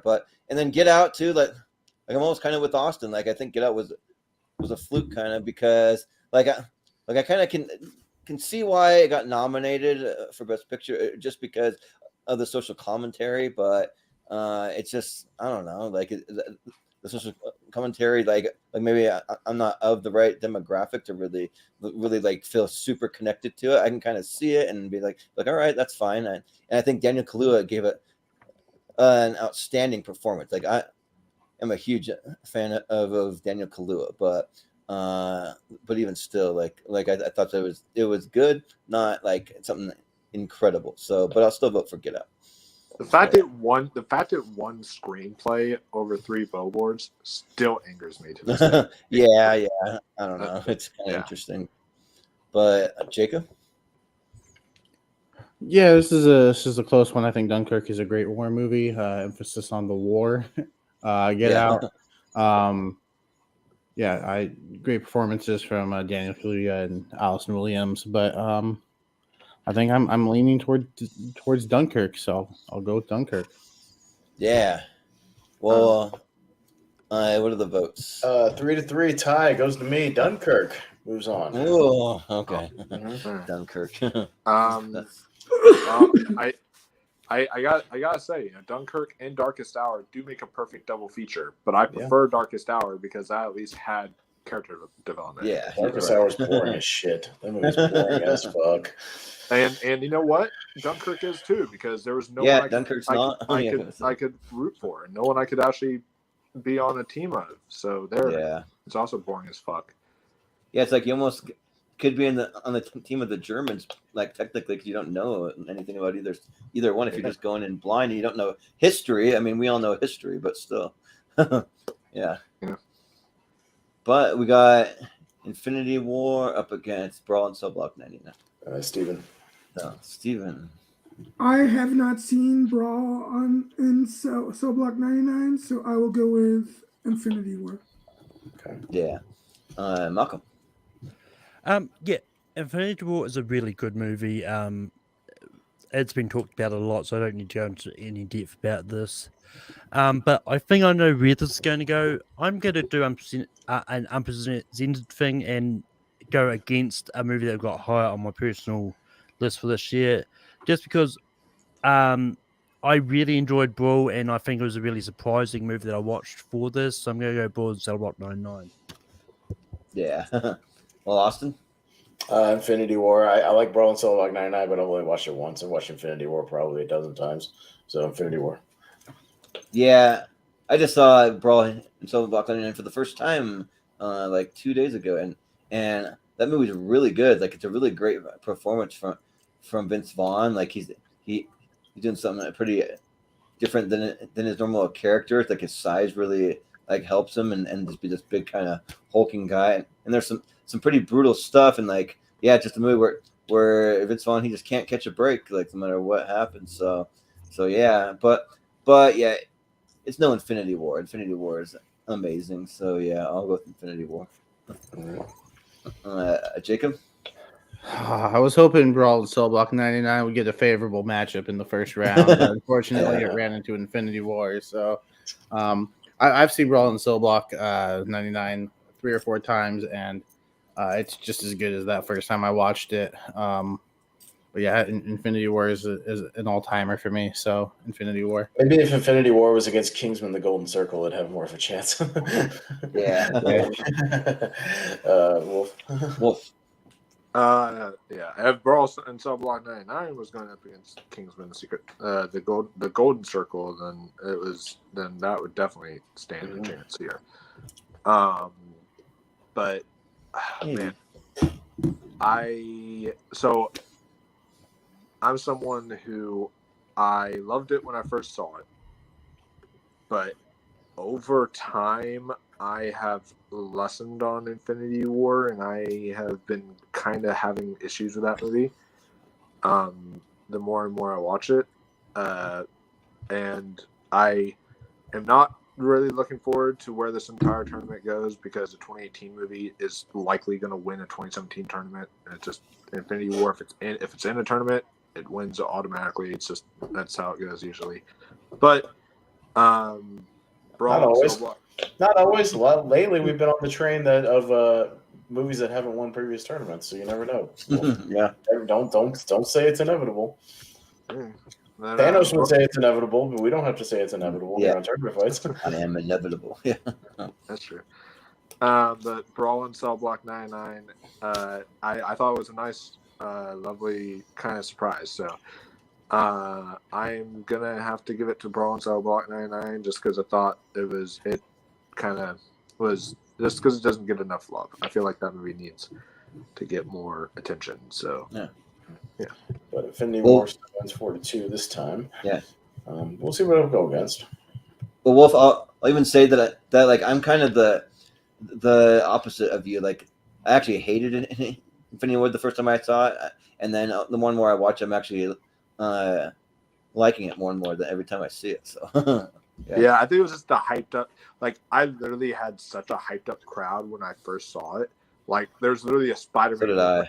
In front of the theater. It's like, who's time for Infinity War? He's dressed up as Spider-Man. He did like a whole backflip in the front of the theater, and like everyone was getting so hyped up for it. It was one of the best. If somebody was doing backflips in the front of the theater, I'd throw my popcorn at him. Down, shut up. Yeah, well, no, it was before the movie started. It was like way before the movie started, even before the trailers started. So sit your ass down. Well, I saw it in one of the only true IMAXs on the West Coast because it was in Seattle at the Science Center there, and it's a IMAX that's literally built by by NASA. It's like one of the true, like not one that just claims to be the size of an IMAX, but it's not true IMAX. So yeah. All right. So Malcolm will be first for it chapter 1. Excuse me. Ooh, It chapter 1 versus Happy This is a good Death Day. matchup. If Yeah, it was yeah, it chapter match. 2, Right. this match would be a lot easier. Yeah, this might be close, Malcolm. Yeah, it's tough. I love both these movies. These are literally sort of side by side on my list. And I'm going to go for the one I have a lot more fun with, and that's Happy Death Day. Yeah. Austin. Just to mix it up a little bit, I'm also going to go Happy Death Day because it's chapter 1. It's got a lot of love over the last couple of tournaments it showed up on. So I'm going to go Happy Death Day with something fresh. Yeah. Yeah, this is something where like I can't quite remember if it made it into my 128. I don't remember if it did. I thought maybe it might have just missed it, but I know that Happy Death Day is there though. That's for sure. And I love that movie. I have so much fun with it, so it was a very pleasant surprise. So I'll go Happy Death Day also. All right, Jacob. Yeah, this one is close. Both really good horror movies in their own right. Happy Death Day, a little more fun. It, I think, has the best child ensemble in movies, if not the best, it's top 3 for sure. I'll go It. Okay. Yeah, I keep thinking back to the other night, Austin, when like that song they play when they wake up every morning. It's kind of ridiculous. Hey, it's your birthday, or whatever. It's like really weird. I love the song that plays though. Whenever she's like thinks she has it all figured out, and then it's like she's like telling everyone what's going to happen like right before it happens and everything like that. Yeah. Yeah, that sounds weird. We're gonna now. You guys are gonna get copyright claimed. I only did it for 6 seconds. It's all good. YouTube, YouTube's so stupid, but it would have like even hit more if they would have just kept the 50 Cent song. Maybe I don't know. Yeah, it worked for the trailer, but anyways. Yeah. What are you voting for? So, for me, yeah, It Chapter 1. That was like I feel like that was like the other than no, yeah, I feel like It Chapter 1 was maybe the event film of 2017. Like, I feel like everyone was talking about it. They were going to it. They were seeing it. And it was like a big, big event. But for me personally, I just thought, especially for a PG-13 slasher film, that Happy Death Day was such a pleasant, fun surprise. And I love that poster for Happy Death Day, by the way. That's like really cool. Yeah. But the cupcake, yeah, I really loved Happy Death Day overall. And Jacob, here's a question for you: better child ensemble, It or Stranger Things? I haven't watched Stranger Things. Oh, really? Yeah. Well, then I guess for all of the rest of you, It kids or Stranger Things kids? Yeah, I don't care. I think Little Rascals 94 takes them all. Little Rascals. Stranger Things, I think, by far. They both have Finn Wolfhard, but yeah, I think Stranger Things. Yeah, Stranger Things. Like it gets overhyped and like people say it's overrated. I think it's awesome. I'm an unapologetic Stranger Things fan. Nice. But yeah, I just got a Stranger Things 4 poster for my birthday too, so that was pretty fun. Oh, nice. But yeah, so for me, I'm going to vote for Happy Death Day. I think that even though I think Tree is one of the stupidest names in cinema, I think that Jessica Roth was like, I thought her performance was fantastic. Just good, yeah.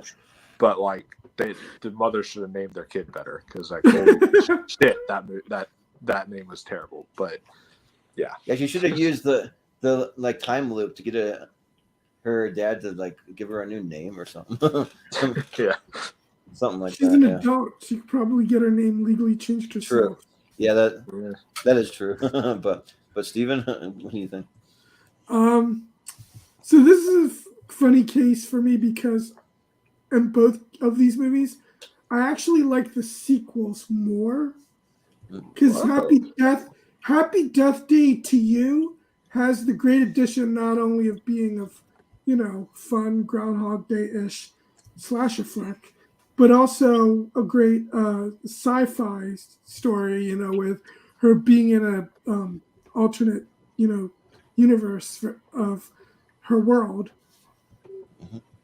Um, I think it chapter one. I don't know. I think it's because I love the adult actors more than I loved the kid actors. Although the kid actors were fine. I don't want to make it sound like I don't like them, especially the young girl. I don't remember her name, but she's Yeah. good. The one who grew up and became Justice Chastain. Yeah. Yeah, that's one with the big Well, I mean, there's glasses. only one. Yeah, there's only one girl in the group, so. Yeah. But yeah, I still Happy Death Day is a fun, spin on the whole Groundhog Day kind of subgenre. So I will go definitely with Happy Death Day. Yeah, that girl. I wanted to say her name's like Beverly or something, but I can't remember. Well, the character is the actress is Sophia Sophia Lillis. Yes. Okay. She's very good. Yeah. Well, what are the votes? Happy Death Day. All right. Yeah, Happy Death Day to You was just too comedic for me. I thought that they Is took that the it? But there's a real emotional resonance I to that believe movie. so. Yeah, there is. Yeah. Okay. I just wanted to make sure because I I thought there agree. was some room left on the scroller. But Yeah, okay. All right, gotcha. No. Okay, so all right, so We're we've good. got our thoughts out on most of these. Let's speed through to a winner here and see what takes the crown. And the winners of this next round will be in the poll because this is our Sweet 16 right here. And so the winners will be in the poll, and then we'll get to a champion. So Yeah. there we go. So Wind River and I, Tanya, that's a tough one right off the bat. So here we go.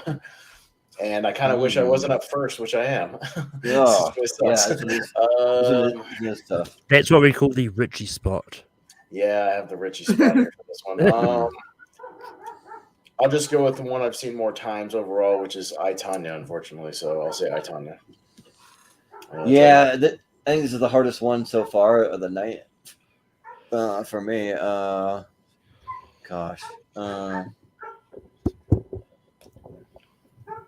I think I got to give it to Wind River, I think. But, man, that's tough. Yeah. All right, Jacob. Wind River. Okay. And Wolf. Yeah, this is a tough one. But Wind River is just slightly higher up on my top 10 list, so I'm gonna say Wind River. All right, Steven. Yeah. I want to say I, Tanya for Justice for Blade Runner 2049, but I haven't seen it. And Wind River is excellent, so I will go with Wind River. All right, Malcolm. Yeah. So now you vote for the movie you've seen. Yeah, right. That's what I said. Now you vote for it. Oh, wow. Thank you for that. Uh-huh. But anyway, but anyway, I love both these movies, but I've got Wind River higher, so I'm going to go Wind River. All right, Wind River will be the first in the poll. All right. Yeah, sorry, I'm going easy on the clips now. I'm not going to overdo it, but Okay. Yeah, we're trying to pick up the pace now, Jordan. Yeah. He's up on buttons. All right, Yeah. Jordan will be first though for Wonder Woman and Jumanji. Yeah, they're both pretty close on how much I enjoy these movies. Like they're pretty on the same level, but I think I gotta slightly give it to Jumanji just because of how big of a surprise that it was for me. So yeah, Jacob. Jumanji. Yeah, I'm gonna go with Jumanji as well. Wolf. Wolf. Hello. No. No. He left. He decided to bail on the championship. No. On the votes that No, he count. probably. I don't know. Okay. Like having All right, Steven. tech issues, maybe. We'll but- come back, Steven. Steven? This is surprisingly hard, but I'm going to go with Jumanji, surprisingly. All right, Malcolm. Yeah. I'm also going to go Jumanji. And I would have gone to Wonder Woman. He might have gone Wonder Woman too, but Jumanji will still win 4-2, even if you voted for that. So we'll go with Jumanji. If you're not here, you can't vote. Hey, Okay, I'm back. I was gonna, but I'm gonna give my vote to Wonder Woman. Just as I predicted, but Jumanji still wins 42. Yeah. Yeah. So yeah. All right, let's scroll on down. All right, Kong Skull Island and Disaster Artist. All right, Jacob. Disaster Artist. Wolf. Yeah. Disaster Artist. Steven. I may end up liking Disaster Artist more, but since I haven't seen it, I'll go with Kong Skull Island. And Malcolm. Disaster Artist. And I'm gonna go Kong Skull Island. So that movie fucking kicks ass. Yeah, and I would have gone Kong Skull Island. Pretty easy here. So, yeah. Well, we have a tie, and it goes to Jordan. All right, let's go with Kong Skull Island. Let's do it. Yeah, all right. let's go. Yeah. I'm not mad at it. Y'all overhyped that movie too damn much. Why? That No, movie no. fucking rules. Yeah, that movie's freaking awesome. With People like what they like. very underdeveloped characters, except for John C. Reilly. No, it's not. No. I get every character and their motivation pretty fucking easily. Yeah. In that movie. They're just that movie's very efficient. Yeah. It's very efficient. Within 20 minutes, we're on Skull Island fighting monsters. It's fucking great. Yeah. You got Logan. Logan and Big Sick. Wolf. Oh, I thought it was first. Okay, I'm gonna give it to Logan. Steven. I will also go with Logan. Malcolm. I know where this is going, so I'm going to go Big Sick. I'm Austin. Big Sick. I'm gonna say Big Sick. No, I'm just kidding. I'm gonna say Jacob. I'm gonna say Logan. Logan. Okay, Logan 42. Yeah. I just realized we can get Logan versus Wind River again. Mm. They both Yeah, win yeah. their next matchups. Yeah. Yep. Of a bunch of MCU people. All right. Creed 2 versus Good Time. Steven. Oh. Creed 2. Malcolm. Creed 2. I'll go Creed 2. Yeah, I mean it's close, but I think I'll go Creed 2. Okay, Jacob. Creed 2. Okay, and Wolf. Good Time, and this is actually very easy for me. But Yeah. All right, Creed 2 wins 5-1. Hangs in there. Yeah. Creed 2. Okay. We got- John Wick 2 up against Molly's game. Alex Okay. Game and John Wick 2. Okay. Malcolm. Molly's game. You know what? Just because I think it's really underrated and doesn't get talked about enough, I'm going to go Molly's Game. Yeah, I think just because it's the lesser of the trilogy, and also like I haven't really had enough time to really think if it's going to be on my 128 yet. But I really liked it a lot because I just saw it like 2 days ago. So I'll vote for Molly's Game. Okay. Jacob. I'll get to Molly's game eventually, but for now I'm going to go with John Wick 2. Yeah. Wolf. Yeah. Despite John Wick 2 being the weakest of the trilogy, I'm still going to give it that. All right. Yeah. Steven. Molly's Game. All right. Molly's Game moves on. Molly's Okay. Game. Yeah. Paul. All right. Okay. And scrolling down, Fallout hanging in there versus Dunkirk. Thank you. Me first, Fallout. Oh yeah, that's easy. Fallout. Jacob. Dunkirk. And Wolf.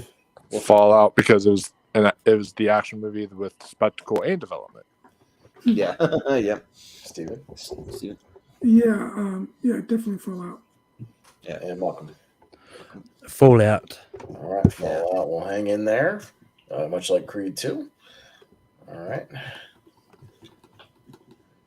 Some strong movies hanging in there into our next tournament, actually, because Yeah. Creed 2 and Fallout will move on to the 2016 tournament. And hang And in also, there. too, when it comes to Mission Impossible movies, I've never met anyone that says that they don't like at least one movie from that franchise. I've never met a person. So, I'm over 2 so far. well, all right. Well, we'll see what happens because you haven't No, had the best ones. And they have to be really I good haven't ones heard yet. both of them. Yeah. Jordan, you're up first for Infinity War. Happy Death Day. Well, like I just love Happy Death Day so much. Like I want to give it some love here and put it through. So yeah, I'm actually gonna vote Happy Death Day here. So Jacob, yeah, Jacob, Infinity War. yeah, Wolf. Yeah, I think it deserves a ton of love. And it's the 2017 movie. And this is a 2017 tournament. So if you're looking at it in that way, it's sort of like it's when the 2017 Ladder Series tournament, Wolf. yeah. but Ladder you're series, also, but climbing. also like if this was, but also you were the whole point of heavyweights beating Jaws was because that was more of the summer movie. So it's like, so if we're looking at it, okay, what's the more actual like 2017 movie like in the? That's not what the Ladder That's series not what the is, Ladder though. Series is Yeah. about, though. It's also But- about the best movies hanging on as long as possible as well, up against 2017 movies. If we wanted just the Oh. 2017 movies, we would have just done 2017 movies. Yeah, the reason for the Well, Ladder see, Series is see how long some of these movies can hang on. That's the idea. See how long? Yeah, but I mean, I just think that because I'm not saying you have to vote for Infinity War. I'm just saying that's saying that's not like the point of the series is that we're seeing how long some of these movies can hang on. Like the Peanut Butter Falcon hang on through like 3 tournaments, so it did very well. You know. Yeah. So I understand that, but I mean, overall though, it's a 2017 tournament with 2018 movies in there. Is what I'm saying. Yeah, I mean, So- once Infinity War moves on, I'll stop voting for it. So, but that's why that's one piece of logic as to why I'll give it to Happy Death Day. Also, to me, Happy Death Day, I can just rewatch over and over and over and never get tired of it. So, yeah. Steven. Yeah. You guys should have argued longer because I'm still going back and forth. Which one do I want to vote for? Remember the Remember Ladder series, Stephen. Remember. Think of it this way. Yesterday was my birthday, and so since Happy Death Day is Well, all good. You about- don't have to answer the phone, so you can turn your phone off right now, and then we'll can move on without you. Just Yeah. like No, since Happy Death Day is all about birthdays, you could honor me, give me a birthday present. By well, you voting. can loop it back around to and play the tournament and again and try to convince everybody to vote for something else. Where are the votes so far? I'm not going to tell you. Just vote. Oh. Yeah. Even though it's my second favorite MCU movie, I will go with Happy Death Day. Okay. Malcolm. All right. I just rewatched Happy Death Day a lot more, so I'm going to go Happy Death Day. Yeah. Okay. I was said Infinity War, but Happy Death Day will move on.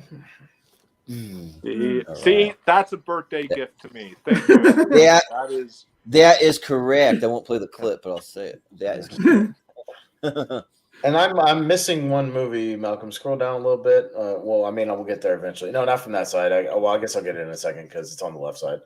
I missed something. I don't know what I missed on the left side.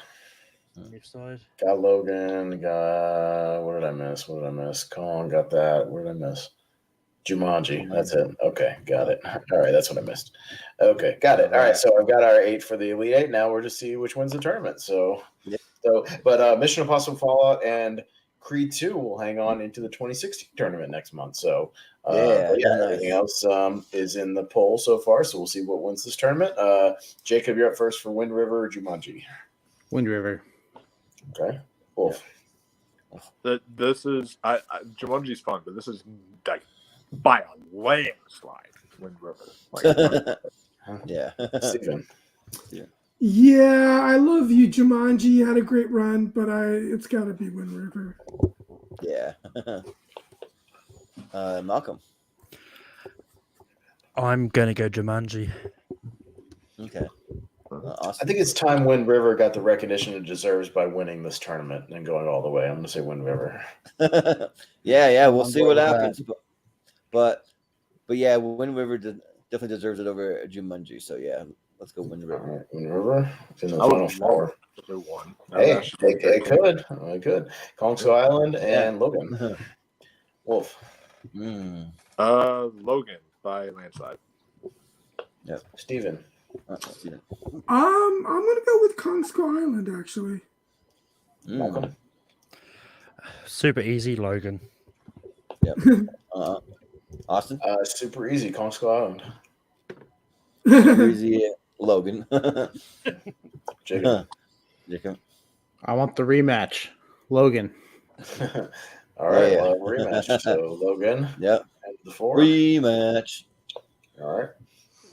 And we'll go to In a Steven way, first. they're both actually two westerns going up against each other. If you think about it, because Wind River is sort of like a modern western, Neo-westerns. and like they're both modern day. They're both modern day westerns, which is like kind of neo pseudo westerns, whatever. Yeah. Creed 2 versus Molly's Game, Steven. Oh, I love Creed 2, and it actually had the actually managed to make Drago an interesting character. But I got to go with Molly's Game. Yeah. Malcolm. Malcolm. Yeah, I mean, look, both of these have already moved on to 2016. So I'm going to vote for the actual 2017 movie here, Molly's Game. Well, Austin. Yeah, I'm with Malcolm. I'm actually going to vote for Molly's Game since Creed 2 is already going to be in the next tournament. Yeah, because like this is the part we can really have some more fun, but at the same time though, Creed 2 is just such a banger. It's so good. Like so is Molly's Game, but I think Creed 2 is just that much better. I gotta go Creed 2. Jacob. I got to vote for the one that I've seen, Creed 2. Okay. And Wolf. And I'm going to vote sort of like Steven earlier. And this time I'm going to say because they shouldn't be making a third Creed movie, they should have ended the entire Rocky franchise after this. I kind of agree. They can still do it. No, this is the end of Rocky Balboa's story. I think he needed to just end the movie right here. This isn't Rocky Balboa's story. Well, It's Creed's story. But I also felt like Creed's story had a great wrap up as well in Creed 2. It's Adonis Creed's story. That's just me personally. I felt like his story wrapped up pretty well. I mean, how many Rocky movies did we not need that went on too long? Exactly, they went on too long. I don't know, because Rocky Balboa is, I think, one of the better ones. Yeah, that's a good point. Those later ones are actually really good, so you never know. But Molly's Game, I'm voting for here. So, all right, Molly's Game into the 4, and our last match on this side. We did Fallout. And Happy Death Day. Malcolm. Same logic as before. Happy Death Day. Yeah. Austin. I'm not as passionate about Happy Death Day. I'll actually go Fallout. Well, actually, I'm pretty passionate about Happy Death Day, and Fallout's like my fourth favorite Mission Impossible movie, so I'll go Happy Death Day. Spite vote, Fallout. Okay. Wolf? You know what? To keep things interesting and to kind of cause some chaos here, I'm gonna go with Happy Death Day. Yeah, Steven. yeah. Steven.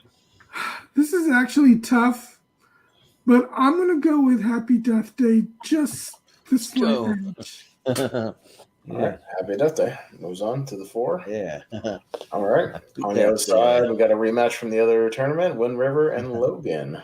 Yeah. Me first. And since Logan won that one last time, Wind River wins this time. Wind River. Well, I hope Logan wins it every time, so Logan. Jacob. Wind River. Yeah. Wolf. And I as much as I love Logan, I think that Wind River just needs to get that love it just unfortunately just never really got. So Wind River. Steven. Steven. Wind River. And Malcolm. Wind River. Wind River. 5-1. Well, saving the clip for this moment when my favorite movie got ousted, so I got to just do it. 1466. 67. Come on. Just make it through. And Yeah. literally, your movie won 2 nights ago. It won a tournament, so Yeah, I think yeah. you'll be okay, Jordan. Oh, yeah. Literally 2 nights ago, your movie won the tournament, so I think you'll I'll be survive. fine. Yeah. I was having some fun. Yeah. But Jordan, you're up first for Molly's Game and Happy Birthday. Well, I think Happy Death Day is having a great run, and I've already watched that movie at least a dozen times because I love it that much. So yeah, I got to go with Happy Death Day. Jacob. We'll go with Happy Death Day because I've seen it. Okay. Wolf. Happy Death Day to me. Yeah, I'm gonna go. Yep. Yeah. Steven. Oh man, this Yeah. is tough for me. But Molly's Game is in my top 5 of 2017, so I'll give it the slight edge to Molly's Game. But I won't. But I won't be mad if Happy Death Day moves on. Okay. Yeah. Malcolm. I'm gonna go Molly's Game. And I'm going to go Molly's Game and tie it up, so it goes back to Barber. Ooh, it's gonna be. Just because I feel like it's an easier matchup. Happy Death Day. Okay. Yes, let's go. All right, and our final is Wind River Happy Death Day, Yeah, and it goes to you, Barber. So if your logic is true, then Wind River. Let's see. Wind River. Okay, Wolf. Well, Austin, looks like you were right. And I am very, very glad you were right because Wind River is going to go all the way. So, Wind River. All right, Steven. I'll go, even though Wind River is higher on my top list of that year, I'll go with Happy Death Day. Yeah. Malcolm. Ironically, Jacob made it easier for me. I like Wind River. I love Happy Death Day, so Happy Death Day. Ooh, nice. Austin? I like Happy Death Day. I love Wind River. Wind River. No, Austin, you got to tell me, has Happy Death Day won a tournament before? It hasn't. No. Then Neither one of these have. They got to go Happy Death Day. I think I like it a little more too. So, but we have a tie. It goes to Wolf. You can put it through, Wolf. You know what? I'm gonna go with the what I liked what Austin said earlier, and I'm gonna say Wind River wins the tournament. All right, Wind River takes it. I'm not mad about it. Like when we were freaking rocks, that movie's great, and it finally gets the goddamn respect it deserves, at least here. That was my only hope going into the championship. And also, to answer Wolf's question from earlier about Kingsman and the Golden Circle, you're probably going to be mad about this because Golden Circle took out A Cure for Wellness and Blind Spotting. Yeah, Blind Spotting. What the fuck? How did I get that over Blind Spotting? I think not enough people had seen them. I think if I remember rightly. I'm super curious. I mean, I don't know if you guys probably might not. I can understand Cure for Wellness because like no one ever even saw that movie, but like Blind Spotting actually has sort of a like cult fan base. Like it's not with me. That movie's fine. It's fine. Yeah, but Kingsman was the actual 2017 movie. Yeah. What would have been you, Wolf, though, and probably me and Jacob also. You blew it. Like man, yeah. I'm shocked because Kingsman was not okay. What took out the post? Everything, because the post is boring. Yeah, boring. Yeah. I'm pretty sure whenever the post came up, it was like a 6-0 sweep or whatever the fuck went past the post. The post is my third favorite movie of 2017. Yikes! Oh wow! Yikes! Yeah. Dude, that was my least favorite of the Best Picture nominees. And that's the post John Wick Chapter 2 took out the post. Easy over the post. Yeah. Well, Stephen, you can be on a episode with Paul Preston because we had him on it. He loves the post. He was arguing for it. So, dude, the post is so boring. I don't think I even included it on the 4-way tournament this Thursday. Oh, what? Yeah. I don't even remember what even happened in the post. Like that movie literally was so forgettable. I don't even remember what I don't happened. no, me neither. I don't remember what happened. I've seen it. I don't remember. but yeah, we'll do some plugs though. This is a fun kind of just half bracket. It's a little shorter of an episode, so yeah. But we'll start with. Well, and Wind River, by the way, is lucky number 69 on the winners list. Nice. Total winners list. Hey. Which is funny. I almost took out the Billy Madison clip where he's like 69. I almost did, but I didn't. So that would have been perfect. But Jacob, where can we find you? You can find me here most of the time talking about my dislike for Billy Madison whenever it's brought up. And you can find him rolling his eyes every time Jordan plays a clip from him. Yeah, right. Yeah, just being like, how unfunny is that shit? Ugh. That's so funny. Same with Malcolm. Malcolm, you see him rolling his eyes. Everybody else. The way Austin and Jordan feel about the Paddington movies is how I feel about Billy Madison. I'm just not as vocal about it. Yeah. But no, you can get me here to your anchor tournament fights, and at the start of the year, we will be bringing back the Lonely Marks and the podcast about movies. And our first two episodes for those will be just talking about the year of 2022. For Lonely Marks, we'll kind of be doing a best of, where Austin will actually be hosting that. It'll be kind of like an award show, but really it's just three guys' opinions. Just everybody giving some nominations. Yeah, some of their favorite matches, favorite shows, wrestlers of the year, things like that. So, feuds of the year, things like that. So, that'll be fun. Don't be surprised if my list is very AEW and WWE heavy. Right. and then Austin and I will be talking about just the year 2022. We won't be going over our like top 10s of the year because we're going to be doing that on another show. But we'll be talking about kind of like our surprises, our favorite kind performances or characters, or just maybe even favorite movie moments of the year or something. Kind of discoveries from past years that we watched for the first time. Yeah, maybe some new Blu-rays we discovered. Maybe a little "What's Up, Doc" thrown in there because we both discovered that this year. So we could talk about that again. It was good. I grew up with that movie. "What's Up, Doc"? Yeah, it's good. Yeah, and I think on that one, I'll talk about some of my favorite horror movies of the year. Jacob will talk about some of his favorite animated or family films of the year. So we'll do some stuff like that. So it'll be more of a mix of stuff as opposed to we will get to a podcast about movie or not podcast movie, a podcast league now where me and Jacob and Jordan will actually do our top 12s and we'll actually do those down. So that'll be slightly different. So we'll just do that. Yeah, that'll happen around the first week of February or so. We'll kind of play around it. It's not set yet, but we'll announce it. So yeah. Wait, Austin's not going to be talking about his favorite animated movies of the year. No, I can't remember. Did I even see any anime? But other than I saw Lightyear. But only because I had to, because me and Henry were like ranking Toy Story stuff. No, let me ask Austin. Are you a Guillermo del Toro fan? I'm very hit or miss on Guillermo del Toro. You would love Pinocchio. I think you would still very hit because like when my favorite Guillermo del Toro movie is Pacific Rim, that should tell you all you need to know. And my second favorite is like Nightmare Alley and Mimic, or 2 and 3. That should tell you all you need to know. So I like Mimic a lot.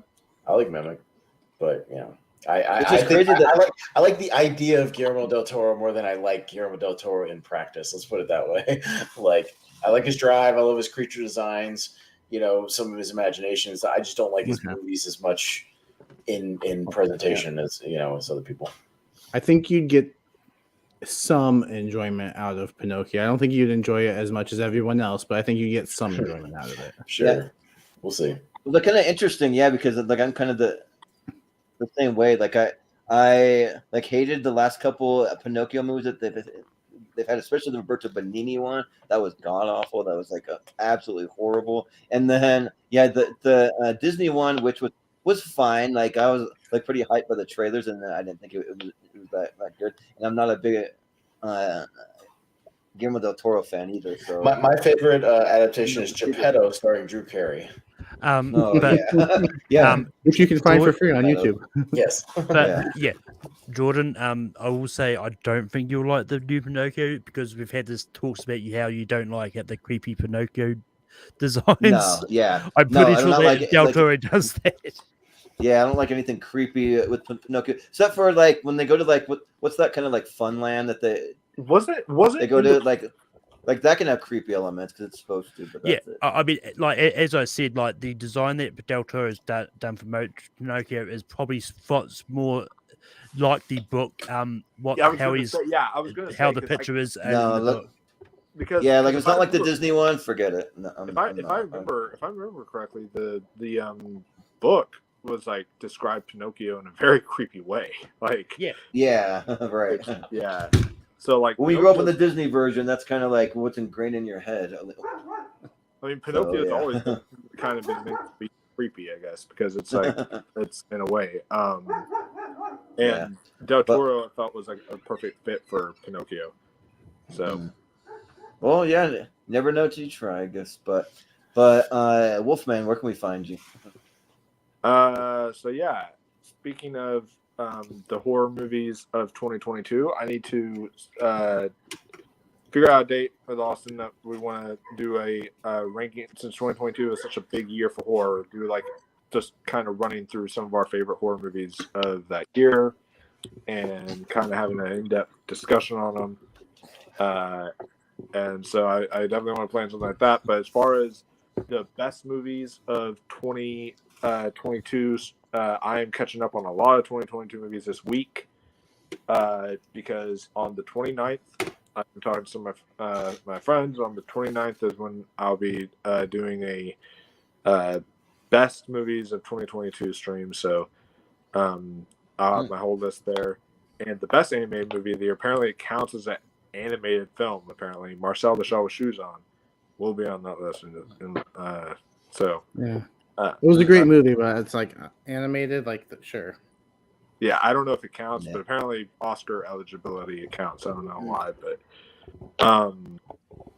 yeah, I'll be doing that at some point. I'm going to do worst movies of the year. Also, I think around either the 28th or 30th. I don't know which date is when I'll do the best shows of the year, and then also starting like January 1st is when I'm going to do most anticipated movies of 2023. So yeah, a lot of the and I believe we settled on our January drink along whenever we do that, probably near the end of the month. Yeah. We took a different route. I made a suggestion because there's not that many like New Year's horror movies, but even New Year's Evil is kind of boring. It's not like a really entertaining movie. So we decided to go with bad movies that came out in January, like bad horror movies that came out, just some of the worst ones. We're going to be drinking along to the Bye Bye Man. Oh yeah, which is a very, very bad horrible movie. Yeah, even I've seen that. That movie's bad. Like he sent me. I'm honestly kind of like dreading it. He sent me the list, and it's like almost like 10 things we're gonna take drinks to. Like, oh my god, we're gonna be like dead. Yeah. Oh man. Like Nice. God, that movie is so bad, and it's very fitting because January is the dumping ground for films. They just dump all their shit in January, so it's very fitting to do one of the shitty horror films in January, and kind of in a way to kind of prep for Megan coming out in January, because that could either be really shit, either be up or down. Yeah, it could either be a decent surprise or total dog shit. So yeah, we'll see. Is Darkness Falls on that list? Because I actually kind of like that one. No, but I'll tell you what else was on that list that I consider is that shitty found footage movie, The Devil Inside. That movie's awful. Oh, another one we have to do, Austin, at some point because it came out. Yeah, that one's first bad. movie. I think it was the first movie I saw in 2020, I believe it was. But The Grudge, Grudge. I hate J horror, and like that's like the worst of that shit. It wasn't even it wasn't even Japanese. It was like the 2020 version. No, I know the John Cho one. Yeah, I know. Yeah, John Cho. Yeah. It wasn't any better. Yeah, it was like so boring. Yeah. Well, speaking of bad movies, that kind of gives me an idea for our like top 12. Maybe we could have a couple honorable mention of like either disappointing or bad ones you didn't like. We could maybe throw that into our podcast. You mean dishonorable mentions? Yeah, the dishonorable mentioned. There you go. Yeah. The correct answer is football. For second off, The correct answer, spoiler Wolf, is Texas Chainsaw 2022. Also that. Yeah. Oh, No, God, the correct answer is Jeepers Creepers Reborn. Ooh, I skipped that one. No, thank you. Yeah. That Yeah. one is still the worst movie of the year. That film was dog shit. Jo- That film's so bad, it makes the third one look somewhat competent. Like, it's that bad. Like, God. How come? Yeah, Jordan, for seeing, I thought you were going. Speaking of bad movies, Stephen, where can people find you? No. Yeah. Speaking of horrible things, no. But Stephen, where can we find you though? Well, assuming I don't lose power from the storm that we're supposed to get on Thursday, I think I'm supposed to be back here for the Spielberg, Scorsese, Tarantino tournament fights. Cameron tournament. Don't forget James Cameron. Yeah. Get ready Yeah, for some tough matchups. Yeah, I know. dude. There's brutal matchups even in the first round on that one. doozies. So yeah, be ready. Yeah. And speaking of the bad weather, I think Thursday where I live is supposed to be like -5 degrees. I'm like, are you kidding me? Bro, the wind chill here, -5, it's going to be colder here in North Carolina. The wind chill on Saturday morning is going to be -10. So, Oh man. Well, you want to know what's funny? On Friday, apparently Friday morning, it'll be like almost 60, but by the time it gets to like mid-afternoon, it'll feel like 9. Yeah. Yeah, right. It's just crazy. That's usually the sign of a storm when it's that like drastic of a shift. But yeah, but anyways, Malcolm, where can we find you? Yeah, you can find me on Take Through. We host Rankin every Sunday. We've kind of taken a break over the holidays. We'll be back in on January 8th with our top 12 movies of 2022. Nice. But you can also sort of find me all over here. I'll be here. I'll be working on the brackets for the 2016 tournament. And yeah. Nice. And Austin. Oh, I know my favorite movie of Ghostbusters? No, my favorite movie of 2016 is a movie you guys don't like. Oh yeah. Oh. I think Arrival? I think. Oh yeah. Ugh. I thought you were going to say Independence Day Resurgence. Wait. What did Steven say? Arrival. Well, mine is another one you two probably don't like either. Which is I share the same enthusiasm about it as critic Scott Mance about the best film of 2016. If y'all are familiar with Scott Mance, yeah. Is that La La Land? Yeah, La La Land. Yeah. All right. La La Land, I actually think was actually pretty decent, but Arrival, I can't really say much for Arrival. So Mine's a tie. So Stephen and Wolf, you won't be on the episode. I'll have other people. No, I'm just kidding. No, you're good. But Austin, where can we find you? No, I'll just be here. I don't have much in between as far as other shows going on. I have my Battleground match actually with Jay Burns dropped. If you guys want to see a hell of a match with two big personalities, go check out my Battleground on TMG Entertainment. Yeah, between me and Jay Burns, it was the semifinals in the tournament. So go check that out. It's a nail biter though. It's really good. Go see it. But other than that, I'll be here. I'll be running the bracket for my first running the bracket for the directors tournament and for the anticipated and for the 100th episode. So I put all those together already, and everybody submitted all their lists for the movies never before seen on tournament fights now, so I can start putting that bracket together. Nice. That'll be fun too. I've got everybody's list, so that'll be a good time. Nice. Well, luckily when I threw it out there to JPO and Richie about whoever gets their bracket in last only gets 12 picks. Like JPO, he just volunteered. He's like, I'm cool with just having 12. I'm like, all right, there you go. Well, I had to disqualify. Well, Richie sent me 14 and 2 got disqualified, so he gets 12 by default. So he's gonna have 12. Yeah, because 2 of his were disqualified after I looked over his list. So I had to get everybody's submissions and then disqualify anything that had already been on tournaments. So yeah, but it's all right. We'll still have a good time. It'll be a good time. Yeah, well, the thing I noticed about Battlegrounds is that like I think it's kind of tailor made for extroverts to like win all the time. So like usually if you're an extrovert, you're gonna win. You can kind of see it. It's still fun though. I have a lot of fun watching those matches though. Yeah. So, Well, if you want to hear Jay yelling and me trying to get a word in, but really destroying him on solo rounds while he's not talking, go watch that match. Yeah, That's what I had to try to do. but yeah. You can find everything for the channel as always at Twitter and Instagram at Movie Hero 2121.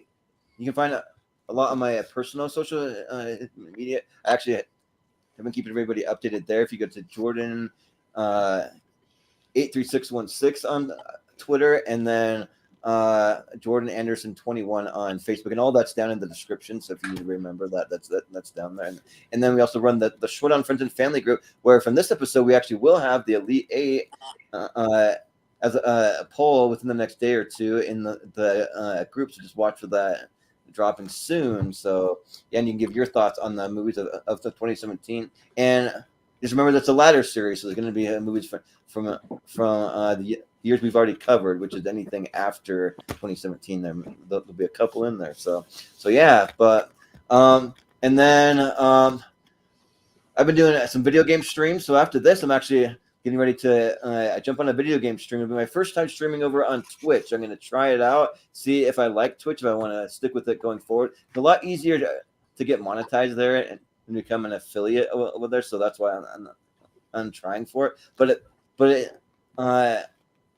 if for whatever reason I don't like it over there, then I might just switch back to just doing YouTube only. So we'll kind of see it. I'm going to be playing some Marvel Midnight Suns for the first time. I'm going to crack that game open. So if you want to come and watch that and just kind of hang out and just chat and joke around and have some fun, then you can come over to my Twitch channel, which is on Twitch. I am Starlord 83616 there, and I put all the links on my social media, so you can find all the links there. So that's what I'm known as over there. And then we also have a Patreon. So if you go to patreon.com/movie hero, you can find all kinds of exclusive episodes, which when we do our top 12 of 2022, that'll be a Patreon exclusive for that episode. So you have to be a member of the Patreon to be able to see it. And we also do some giveaways. We're giving away movie posters over there that are exclusive ones you can only get if you work at a movie theater. The one sheet posters. There's opportunity to create your own episodes, to pick the topic, pick who you want on the panel when we film it, all of that stuff. So yeah, we have that, and then also we're doing trivia on the Patreon starting about mid-January. I'll be doing a trivia that involves clips from movies and clips from movie scores and soundtracks, because you can do it over there without getting copyrighted. So I'll be doing that. But anyone can play. You don't have to be a member of the Patreon to play. You just have to be a member of the Patreon to watch it. So yeah. But and then we do some snack heroes. Me and Austin actually did one last night. We did a bunch of Christmas snacks. I was planning to just kind of go solo, but then Austin last minute kind of hit me up and he's like, "Hey, I got a bunch of Christmas snacks left over," so we just did a supersized one with me and Austin. He was a surprise guest last minute, so it was fun. So yeah, that's up on the channel. I'll be doing one more Christmas snack hero, probably I'm thinking Thursday morning. So because I still have a couple of Christmas snacks I got to get through before Christmas time. So yeah, but then just a little preview of what we have coming up for tournament fights and tier ranker. We have this Thursday, we already mentioned the four-way directors battle: Spielberg versus Scorsese versus Tarantino versus James Cameron. So that's coming up. And then a little bit of a break during Christmas time. We'll be back on December 29th doing most anticipated movies of 2023. So that should be a fun time. So and then we also we're going to be having our 100th episode coming up. So that's coming up pretty quick here. It'll be Tuesday, January 3rd. Be the first 64 unique movies to ever show up on tournament fights. That have ever won tournament fights, I should say. So yeah. So we have 64 of those, and Austin keeping track of the next 64. We'll do it again once we hit 200 episodes. So yeah, and then we also have movies that have never been on tournament fights before. We kind of tease that a little bit also. So we put in about 12 or 13 movies that have never appeared on an episode of Tournament Fight. So it'd be fun to talk about some new and unique movies on that one. We also have our best of 2016 series coming up. That'll be another 3 episode series again, just like we did this last one. So that's coming up. And then we're also getting ready to start an animation tier ranker. We haven't been doing as many tier ranker episodes, so we want to do a whole series that we're going to go decade by decade through all the decades of animation. So we're gonna start with 2010 until now, and we're just gonna go back through all the years. And we have a pretty fun panel for that one because we're gonna have a couple of Schmodown alumni. We're gonna have Rachel Silvestrini on the episode. We're gonna have Ace Cabrera on the episode. Jacob will be on there, kind of helping us put together the list of movies for that episode. So that'll be a fun time. And then also have best movies of 2022 a little later in January. We want to get some time to just for us to kind of catch up on some stragglers that we might have missed. So we'll eventually get to it in January. And then I'll give you just 2 more bonus episodes. We have movies that are set completely off of Earth. So we're going to do a sci-fi series. If you're into sci-fi, it'll just be ones where like Earth is not in the movie at all. It's just completely in space or like other planets, that kind of thing. And then we also have our Brad Pitt versus Leo DiCaprio series that coming up for Tournament Fights Versus. So that's a little extended look at what we have coming up. And if you're watching and you want to be on an episode, you can just hit me up. You can hit Austin up. You can just let us know if there's anything that sounds interesting, because we're always looking for some solid guests. So yeah, or if you're going to be on an episode and someone you want to bring along, we're always open to people that have great chemistry together too. So yeah, we're open for all that. So yeah, but that'll do it for us tonight. And in the spirit of all these clips I've been playing, I got a little extended kind of outro for Christmas time. It's only going to be for this week, but I think that we'll do it for us tonight. So thanks again, guys, for joining us tonight. So for Jacob, for Wolfman, for Steven, for Malcolm, for Austin Pez, I've been Jordan, the movie hero Anderson, and we will see you next time. Merry Christmas, you filthy animal. And a Happy New Year.